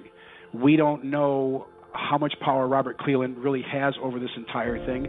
Obviously, it was mostly conservative judges for years denying me, and he's a conservative Republican, so in that sense we can guess where that came from. The Macklams have money. We know they've probably thrown a bunch of that around too. Gary Macklam has dropped hints on everything from making sure I die in prison to having me killed.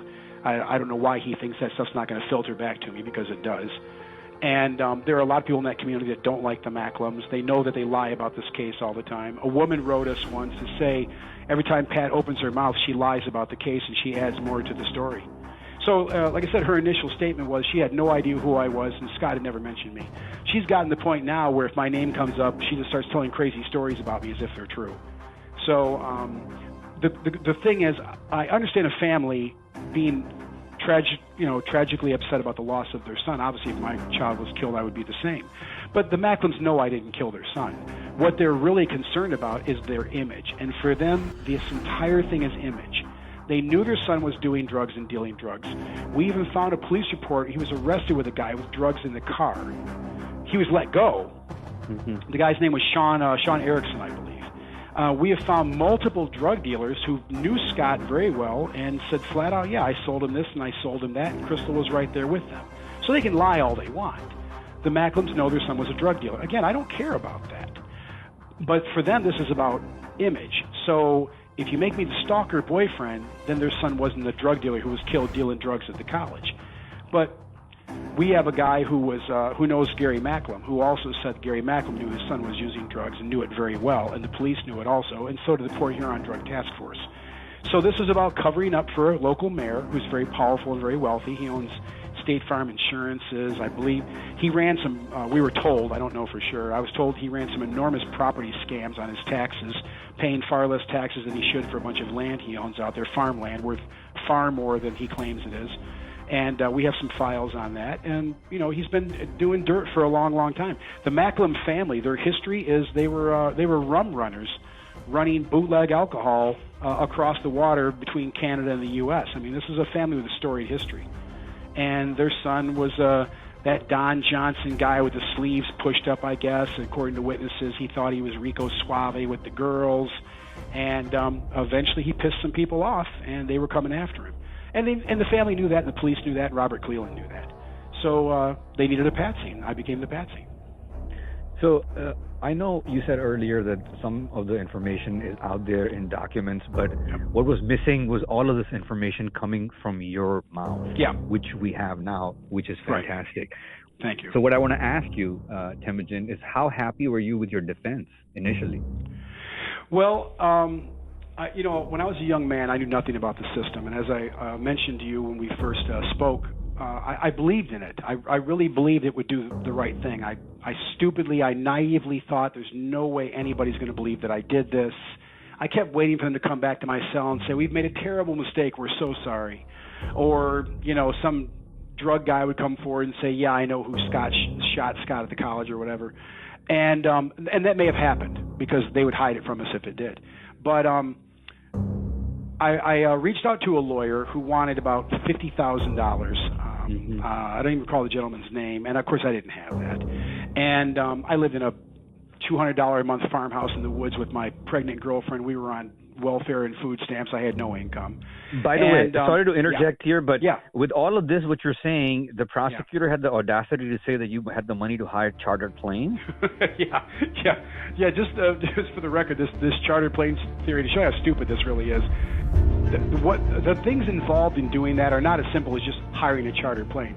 I have to have the money to convince a pilot to take his $500,000 or $1 million airplane and fly to some secret, landing strip somewhere. This is before GPS now. So I don't even know how to tell this guy where to land. I guess I got to give him like latitude and longitude or something. Yeah. How I would map this out. Remember, I'm a 23-year-old kid with nothing. Now I go to this pilot and go, okay, listen, I need you to just fly at 7,000 feet till I tell you to land. Yeah. And this guy's gonna be like, listen, who are you idiot? And then I get into his plane with like, I guess this duffel bag with a gun or something, and whatever clothes I'm wearing. Man. Who's going to do that, And Cleveland acted like anybody would just do this. Yeah. Those planes are very expensive. So they figured out the amount of time it would take to fly this trip. And they're talking like a Beechcraft Bonanza or better, which is like $500,000 to $1 million or something. Yeah. And so now I got to tell this guy, remember, it's a sub-zero morning. I got to get this guy to agree to take off in this plane. I don't even know how I get the guy. Again, no cell phones. What, is he just waiting at his house? Yeah. And so I go, yeah, meet me at your secret airplane place. And then I guess I leave whatever car I've got, and I fly down there. Now I got to go, okay, land. And he's going to go where? Longitude 26, northwest, whatever. And he's not going to do that. And he's going to go, you want me to do what? You want me to land my plane where? In a farm field? What are you, nuts, buddy? And remember, this is supposed to be for a couple $100, because their whole argument was, oh, no, you could do this for a couple $100. Yeah. So now he lands his expensive plane, and I guess I just tell him, hey, keep the motor running while I go hang out in town for hours and kill this guy. Yeah. How do I get from the airplane to the college? Yeah, the only problem with this theory on the prosecution side was that they couldn't prove this. No. Which is a slap on their profession, because when you prosecute, you need to prove what you're prosecuting about, but they couldn't do it. But going back to your defense, I cut you there. Continue, because what I wanted to get to is that you had a defense attorney who was on coke.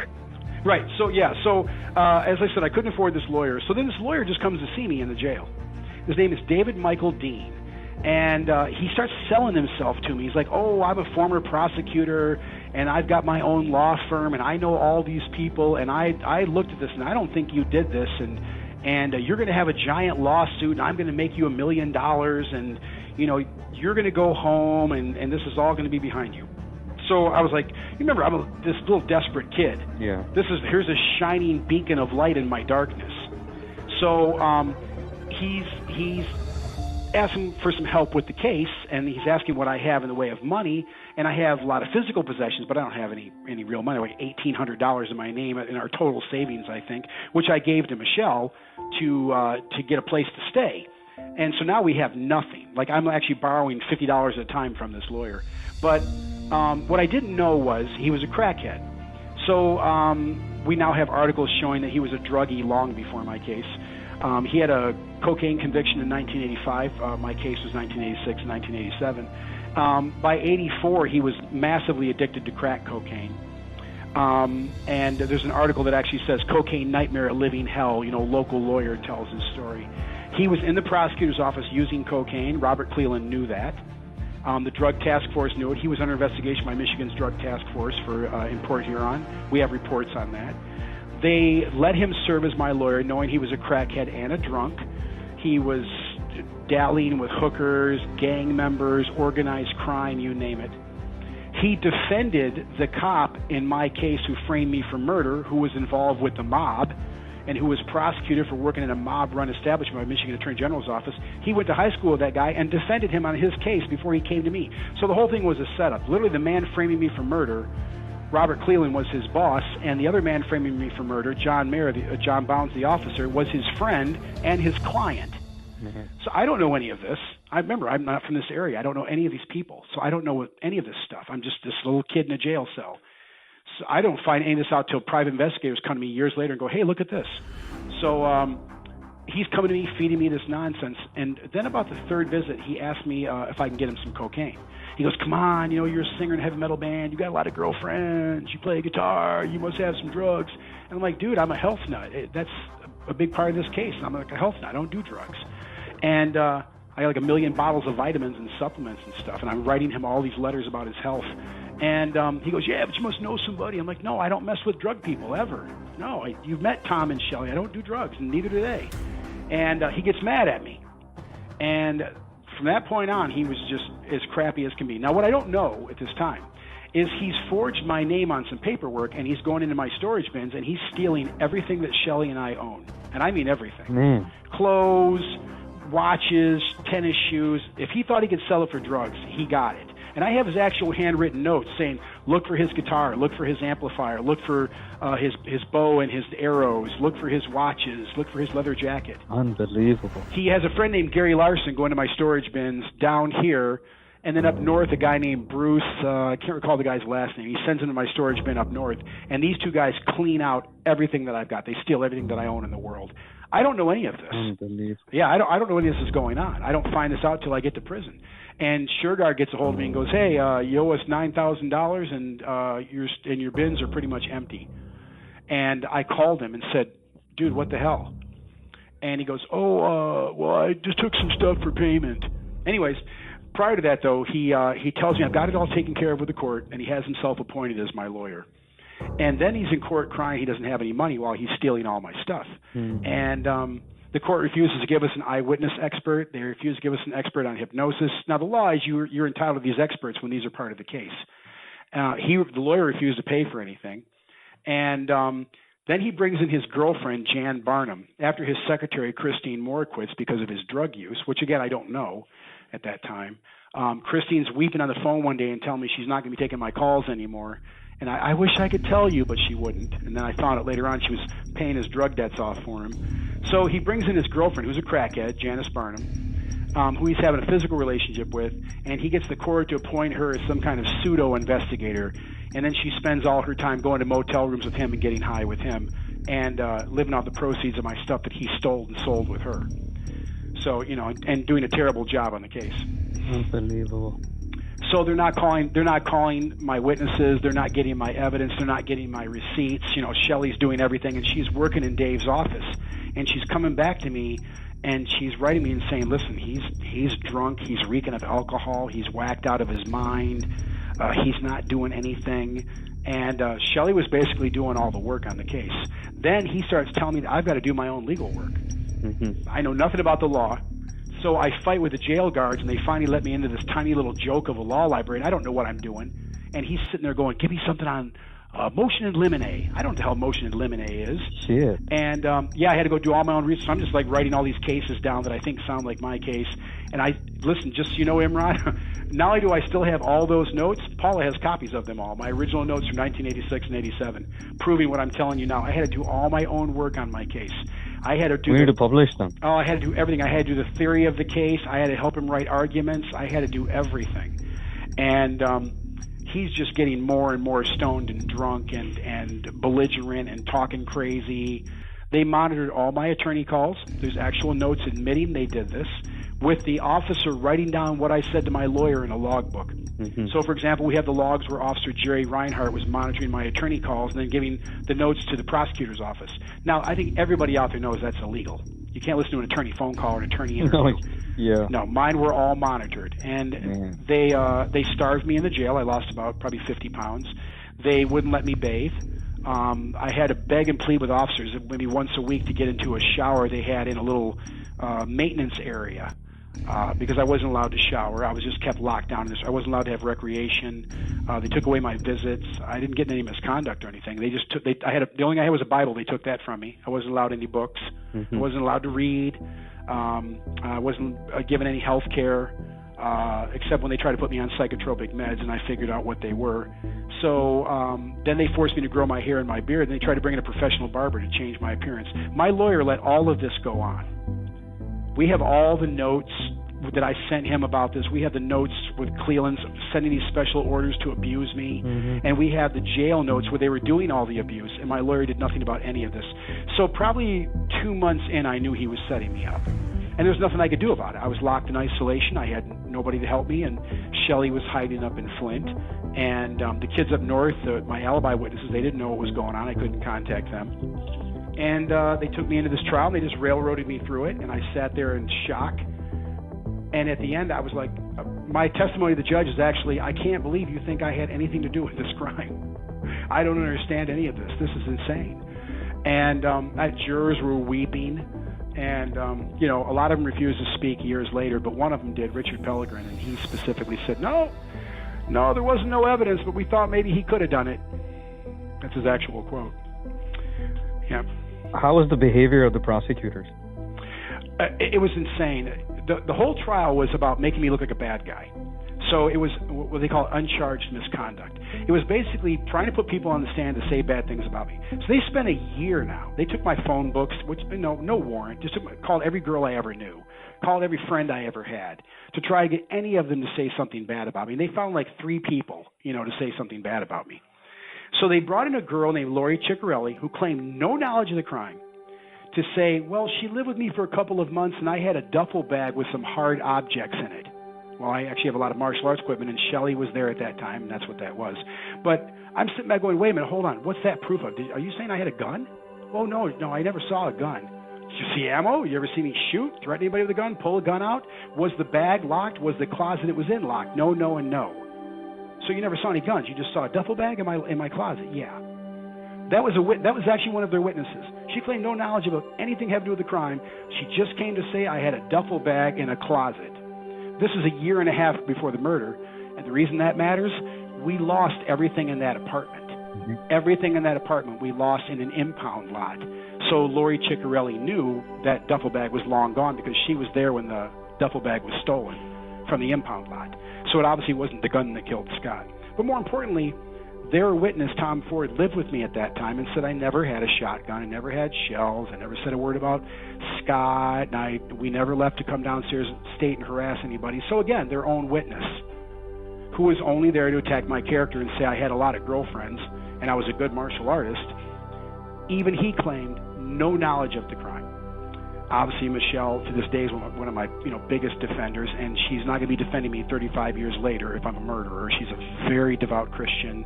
She runs a big martial arts school down in Florida.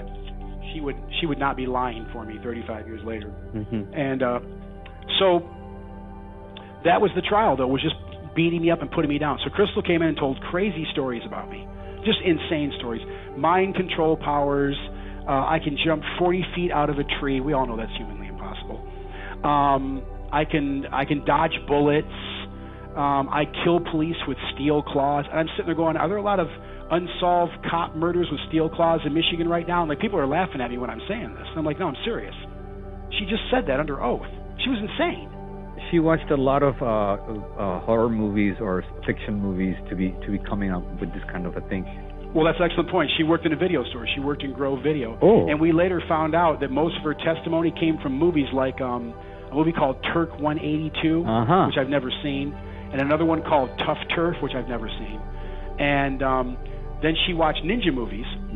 And so she was actually testifying about all this ninja stuff. Now, again, they did 2 massive warrantless searches. The first one was 7 hours. They destroyed my home, my storage facility, my barn, my car. And guess what they found? Absolutely nothing, including nothing described by Crystal. So again, this is just what they do, and they admitted that they didn't find any of that stuff.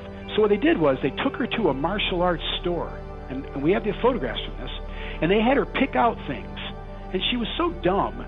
She was picking out like things from India that have nothing to do with like ninjas and martial arts. She was picking Chinese kung fu stuff out. It was crazy. And I have the actual photos from that, too. So, like, they went to a martial arts store called Dragon Imports, and then they took photographs of, like, little throwing stars. And she'd go, yeah, he had those. He had those right there. It was insane. She claimed I had secret bank accounts. Now, bear in mind, Shelley and I are on food stamps. We're literally living off the largesse of others.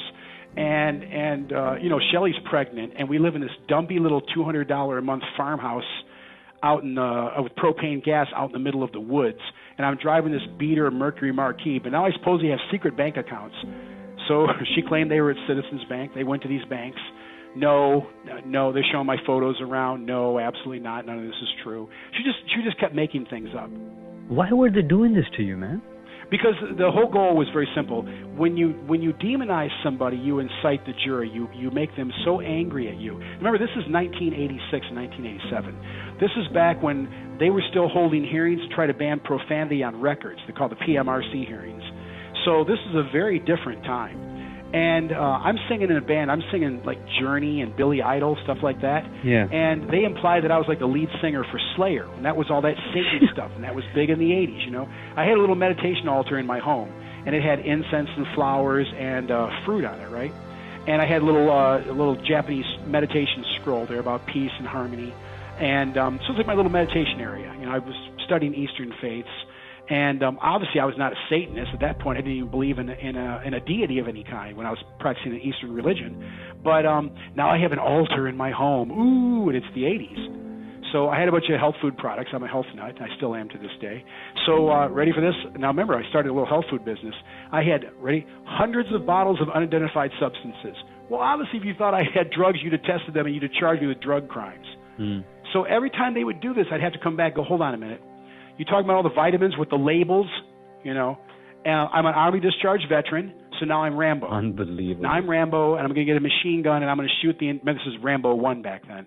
So I'm going to get the machine gun. I'm going to shoot up the entire town when I get out of jail, you know, after I escape. I mean, it never stopped. Yeah. So they literally took all the good things in my life. Like, I have never been accused of a martial arts related crime or using martial arts to hurt somebody.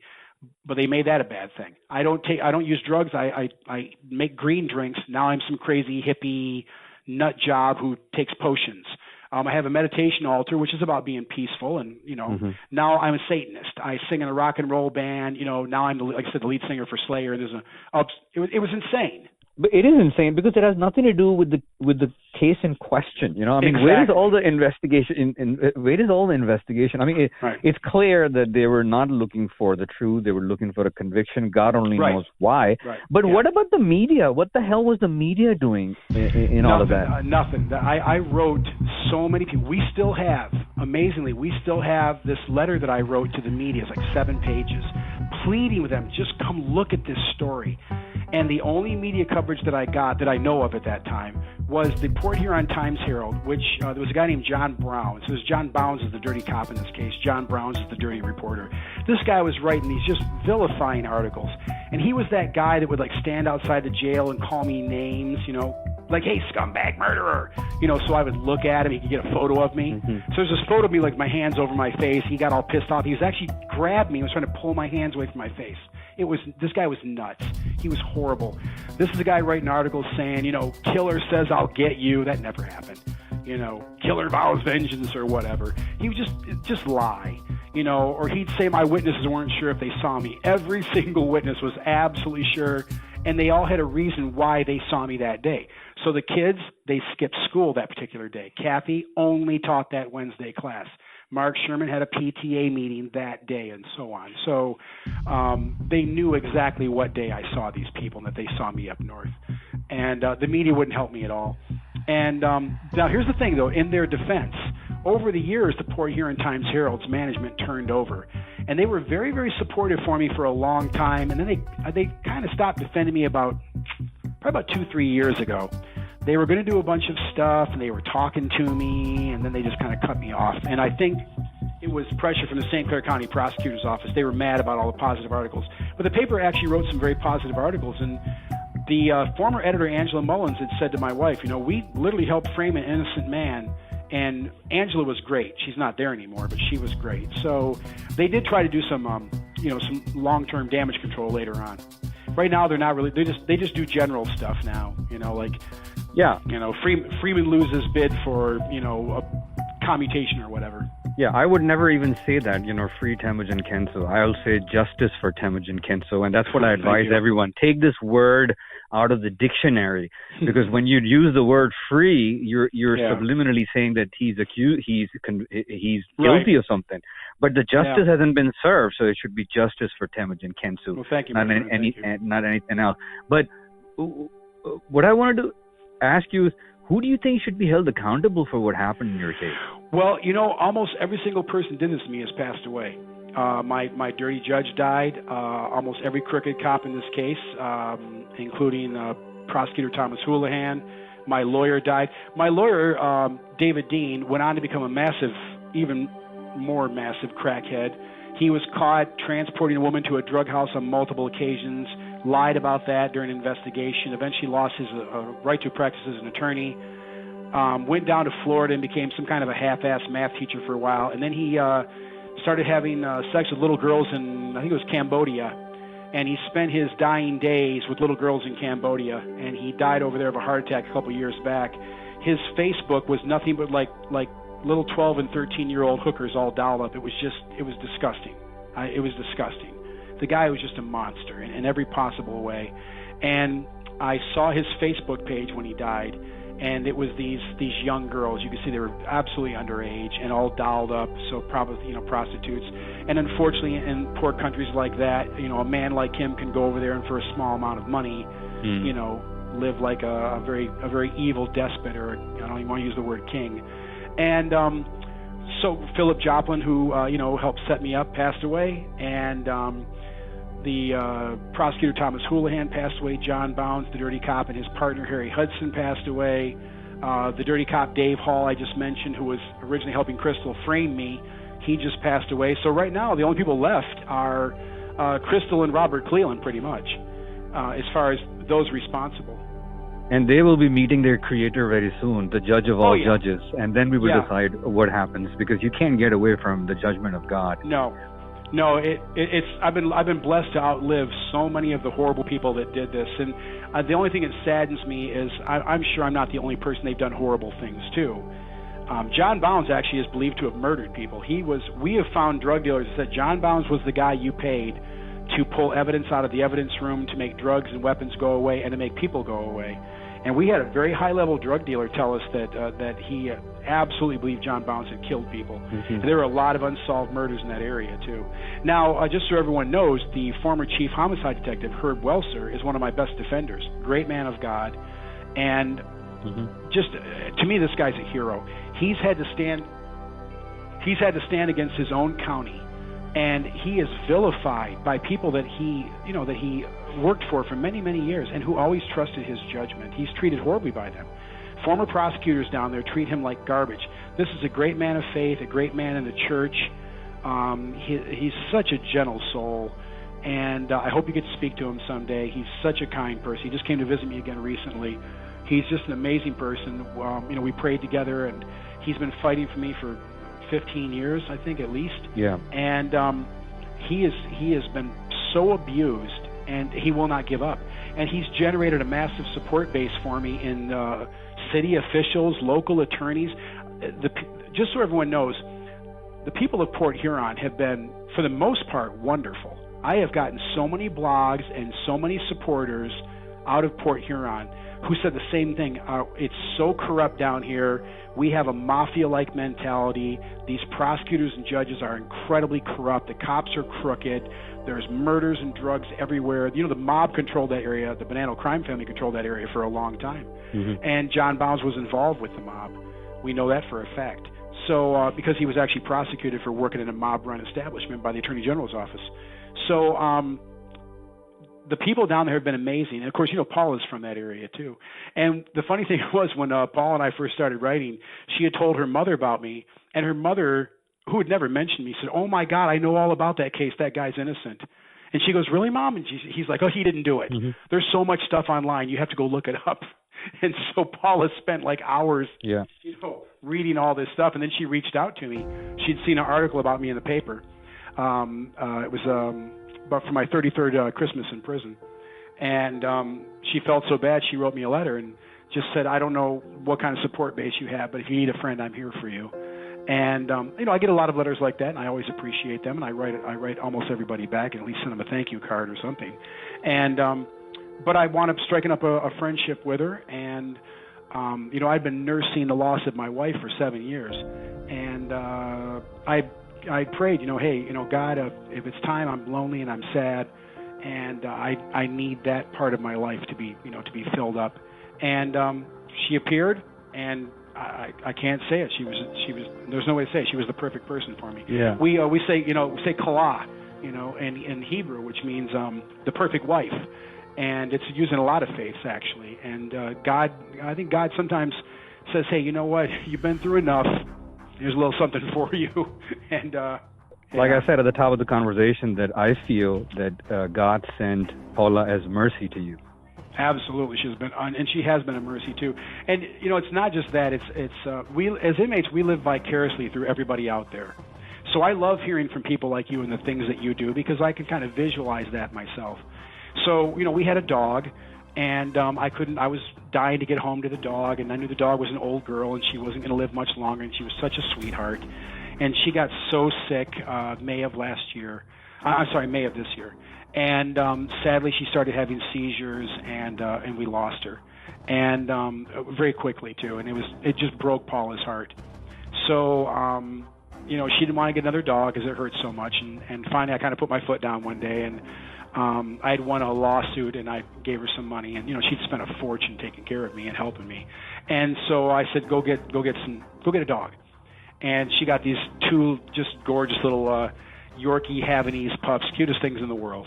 And so I live that with her. I talk to the dogs. I listen to them yip and yap on the phone, and I have pictures of them watching me on the phone. And then she got a third one recently, a little baby Yorkie, and now they're a little troop. And so the joy that God gave me through her is not just this friend and this support and this comfort and this person that I'm crazy head over heels in love with, but also a person who makes me laugh and smile every day, every time we speak. I'm laughing every phone call. She's got an amazing sense of humor, and we really click. And I ask how the dogs are doing. She brings them to the phone. I listen to them barking and yipping and yapping. I send them some of my dirty clothes just so they could smell me, and now they lay on the clothes all the time. I send them some sweatpants and a sweatshirt and a towel, and nothing too grungy, nothing gross, but yeah. And they lay on them all the time.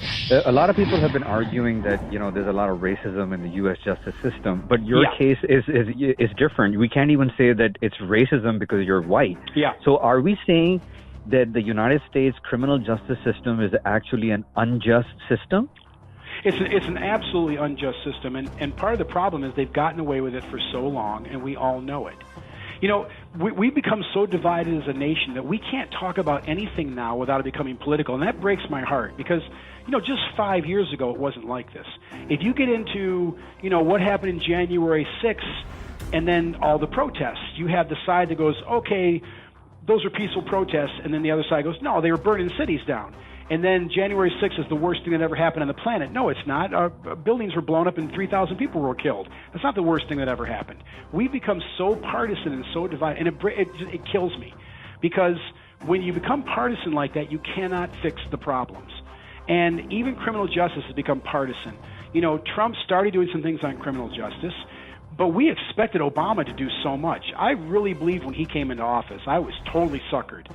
I thought, here's a man that came from, I thought a relatively poor background, and he lived in, other countries. He was in a madrasa, and then he came to the U.S. He became a senator. He lived in Chicago. I thought he would be like the guy that would just start laying out reforms. I was sure of it. And I didn't mean just for me, because I didn't think the president was going to let me go. But I thought he would start doing criminal justice reform and sentencing reforms and, protecting the rights of defendants. And he did nothing except for the little bit of releases he did on crack. And then he gave like $80 billion extra dollars to the Bureau of Prisons. So that was a huge eye-opener, because that was the first time I put my stock in a president. And I said, he's going to fix this stuff. He's going to fix the omnibus crime bill, was horribly racist, and the effect was racist. He's going to fix the AEDPA. He's going to fix the PLRA, which took our inmate right to litigate and made lawyers basically not want to help us anymore because they took all the money from them. And he didn't. And so then, when Trump came in, that partisanship, that divide became so enormous. You know, the people hated Trump so much, and there's no question he was his own worst enemy. But people hated him so much, the left wouldn't work with him, and the right thought, well, we're in charge now, we can do what we want. But Trump actually started doing some things on criminal justice reform. And I remember tweeting and people like getting mad at me, and I was like, hey, he's letting innocent people go. He's going to do something for the elderly. He's reforming the Bureau of Prisons. He's making these different criteria, but he's still executing people. I'm not implying he was perfect by any means or that he's the second coming. He was just doing something. And so I thought, the Democrats would jump on that and say, we're going to take the steam, the thunder from him. We're going to start doing a bunch of criminal justice stuff. Nope. So when Biden came in, he had gotten beat up about, his work on the omnibus crime bill, which was a horrible bill, and it was terribly racist. And he said some very racist things when he was in office about black thugs and everything else. And so did Hillary Clinton, for that matter. I thought Joe would undo some of that damage.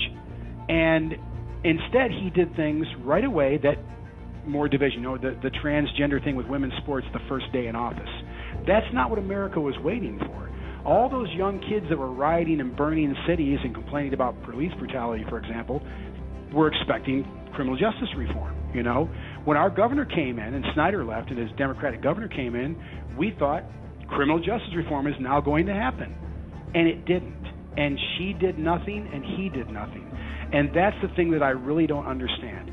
The left can blame the right all day, but if you're not going to fix the things, you don't have the right to say anything. Yeah. And so some on the left are making noise. Cori Bush is making some noise, and Rashida Tlaib is making some noise. But even the squad is being way too quiet.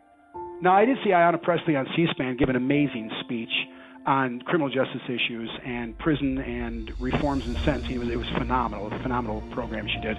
I was actually surprised. I had no idea she was that versed in the subject. But even then, it didn't go anywhere. Yeah. And, Whitmer's going on about, acting on her better angels. And, it's time to run for a second term, and she's done nothing. Yeah. Except for the Clean Slate Act, which wasn't her bill. And that lets you get some of your old cases dismissed. And so, now we have this chance. And, there's the thing that troubles me, Imran, is it's not happening. Yeah. The kids are rioting, they're burning down cities, whatever. Nothing's getting fixed. BLM's threatening to burn down New York. Nothing's changing. Yeah, because it's all a part of the same cabal, and right. At the end of the day, they might fight each other in front of the cameras, but at the end of the right. day, they go break bread together and exactly. have their wine together. But right. But the fact is that the criminal justice system does not have an inbuilt strong support mechanism to help those who are innocent. So what do you think there's none. Yeah. So what do you think it's going to take to reform this unjust criminal system? The reforms that are seriously needed are, well, first off, I have a simple rule about life. 95% of all problems are fixable. There's a 5% you can't fix, but 95% of all problems are fixable if we just agree to fix them. The problem is we talk and talk and talk and talk and talk. We don't fix a damn thing. It's kind of like explaining to a starving person why they're starving by giving them a 6-hour diatribe on supply chains and economics. Yeah. And I have a degree in economics. Nobody wants to hear me blather on about economics when they're starving. What they really want is a cheeseburger. Yeah. So I could take my $5 and buy them a cheeseburger. I could talk their ear off. What we do, sadly, is we talk everybody's ear off, and we make promises, and we get budgets, and we get funds, and we push our agendas, and we swear we're going to be the one that does something different, and then 90% of the time we don't do that. So one great example is that when you come to prison, there's no way for you to learn the law, to become a lawyer, unless somebody on the outside gives you a giant pile of money to pay for you to get some kind of mail-order prison law degree, which will take you 4 years, and then another 10 years refining the process.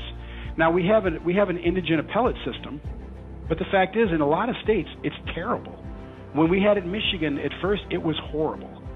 I had a lawyer who really believed in my innocence, Ralph Simpson, and I'm eternally grateful to Ralph, but he would not listen to me, and he would not raise the issues that were critical in my case. And when I won that habeas, it was the 7 issues that Ralph Simpson refused to raise. So, in 1988, I sat down with this man, said I talked to some old-timers, and this is all they do, and some of these guys have gotten 50 people out of prison, and he said, well, why are they still in prison themselves? And I said, because they'll tell you, some guys cannot get out of prison. One of the smartest guys I ever met was a guy named Bill Ramsey. but he killed a federal bank guard and he killed a witness in a case, and he was the first one to tell you, I can't get out of prison, and even if I could, the feds would just come get me, and they would give me life and probably execute me. So I'm going to die in prison. But he became an amazing lawyer, and he reviewed my case, and he said, here's your issues. And it was an honor just to have a guy like that do that for a little fish like me. But he listened to me ramble on about my innocence, and he said, you know what? I've been listening to this shit for 30 years. I think you're telling the truth. And he listened. So he read my stuff, and I went out and I met this lawyer in 88, and I said, this guy, he works for you guys as an inmate. He's that good. He writes briefs for SADO, State Appellate Defender's Office. Here's what he says my issues are. And he goes, yeah, well, I know you guys all come to prison and you think you're learning the law. And I said, no, this guy's been doing this for 30 years, longer than you, buddy. And he says, these are my issues. Well, Ralph was wrong and Bill Ramsey was right. And in 2010, those are the issues that I won on. The same ones that in 1988, Bill said you need to have a lawyer raised for you. And guess what, Imran? I did that on my own because my lawyers wouldn't listen. Now, John Mayer was great. He listened. He tried. But everybody else told me I was wrong. And it was a waste of time. John did my state appeals, but not my federal appeal. So on my habeas, I fired my habeas lawyer, who was a very nice guy, but he would not listen. And I did the habeas myself, and I won. And I'm not bragging. I'm not a lawyer. I'm not a prison lawyer. I've been successful civil litigant. I am not a criminal lawyer. But I realized that just like what I'm doing with you now, what I had to do with the judge was tell the story of the case. And so that's what I did. Instead of throwing a bunch of law at a judge, you're not going to impress a judge with law. Impress the judge with facts. Here's all the facts. And the Attorney General's office at that time under Bill Schuette had a fit. They went nuts. Mike Cox and Bill Schuette. They went nuts. And they fought me and they lied. They made up so many lies. They started their brief off by saying that 3 witnesses watched me gun down Scott Macklin with a sawed-off shotgun. Not a single word of that was true. That's how they started their brief.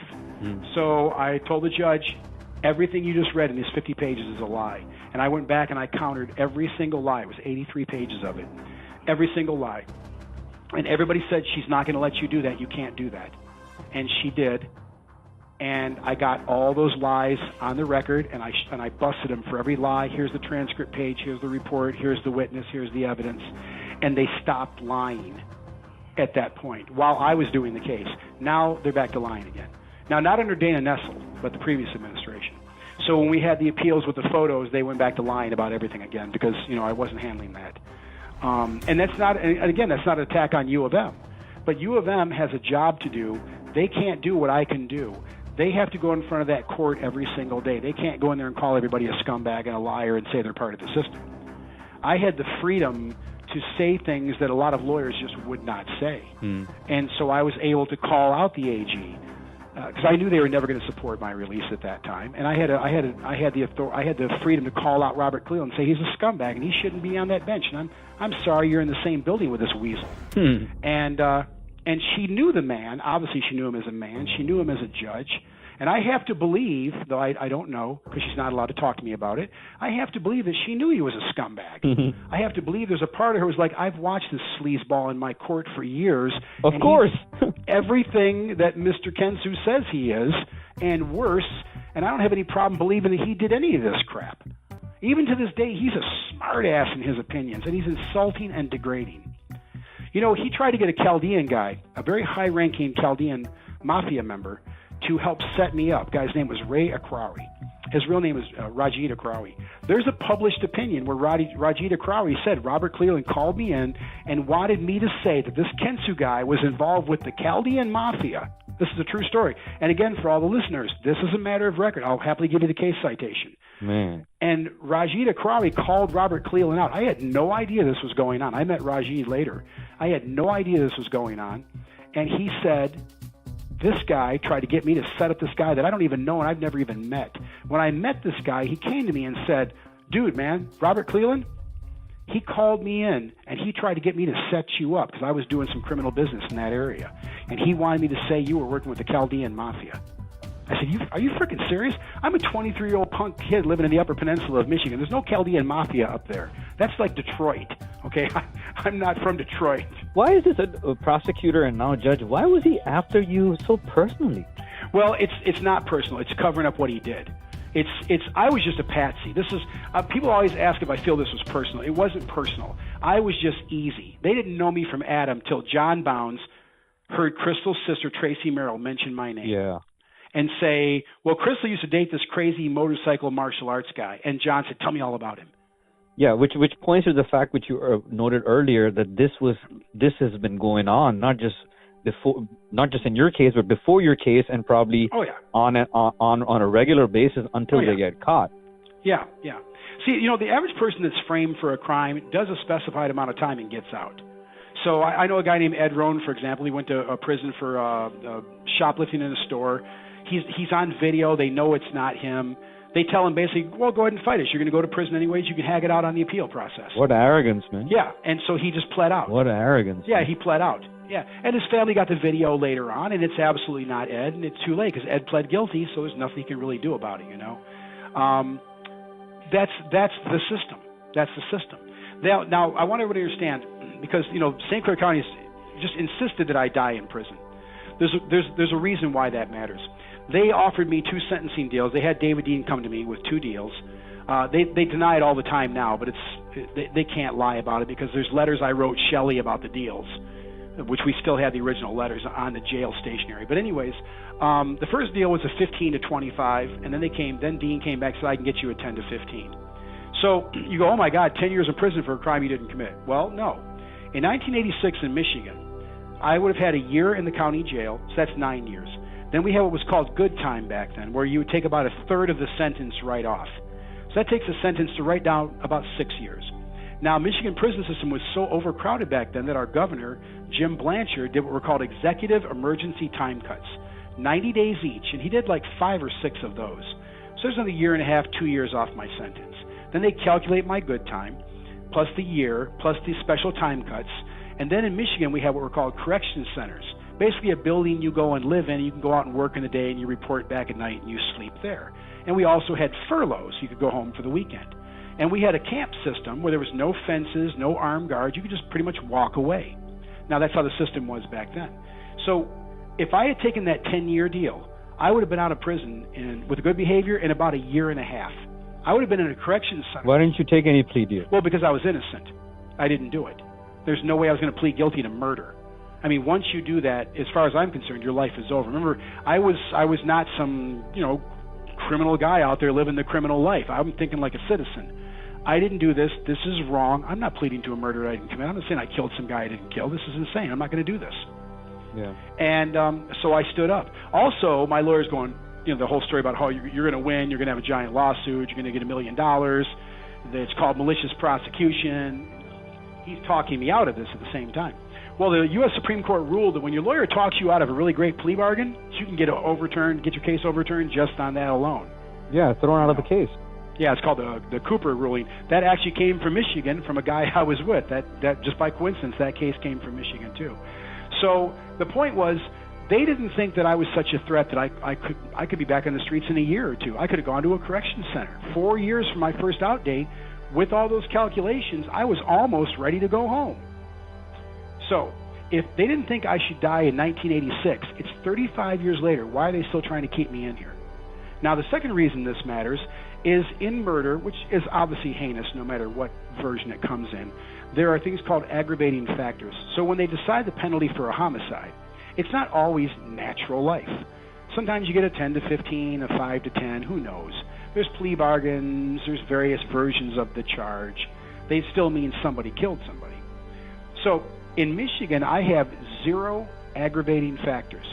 So there's all these things they add up to decide how bad your crime was. Was excessive force used beyond that necessary to kill the person? So there are all these factors. Did you kidnap the person first? Did you hurt other people? Did you do it in the presence of other people? I have 0 aggravating factors. So what this means is if I were guilty, which I'm not, I have the lowest score you can possibly get, and I am serving the ultimate maximum sentence you can get in this state. So having the lowest score and the least heinous version of a heinous crime, I'm serving more time than 95% of the people who've committed far more brutal versions of the same crime in Michigan. And that's simply because, as everyone says, I'm a political prisoner. This has nothing to do with the crime. This has nothing to do with what happened to Scott Macklin. They never cared about Scott Macklin one bit, and they don't care about him now. This is about covering up what they did, and their hope is that I will die in here. And they hope that administration after administration down there prays that eventually Kensu's going to kick off. He's got immune disease. We found out he's got a bad heart. He got COVID, which I did. He's going to die. I'm on chemo now. I take a chemo for immune disease, and I've got a mountain of health problems. They're hoping that he's going to die any day now. The call's going to come. He's dead, and we got away with it. You're listening to Fair Play on JusticeNews.net.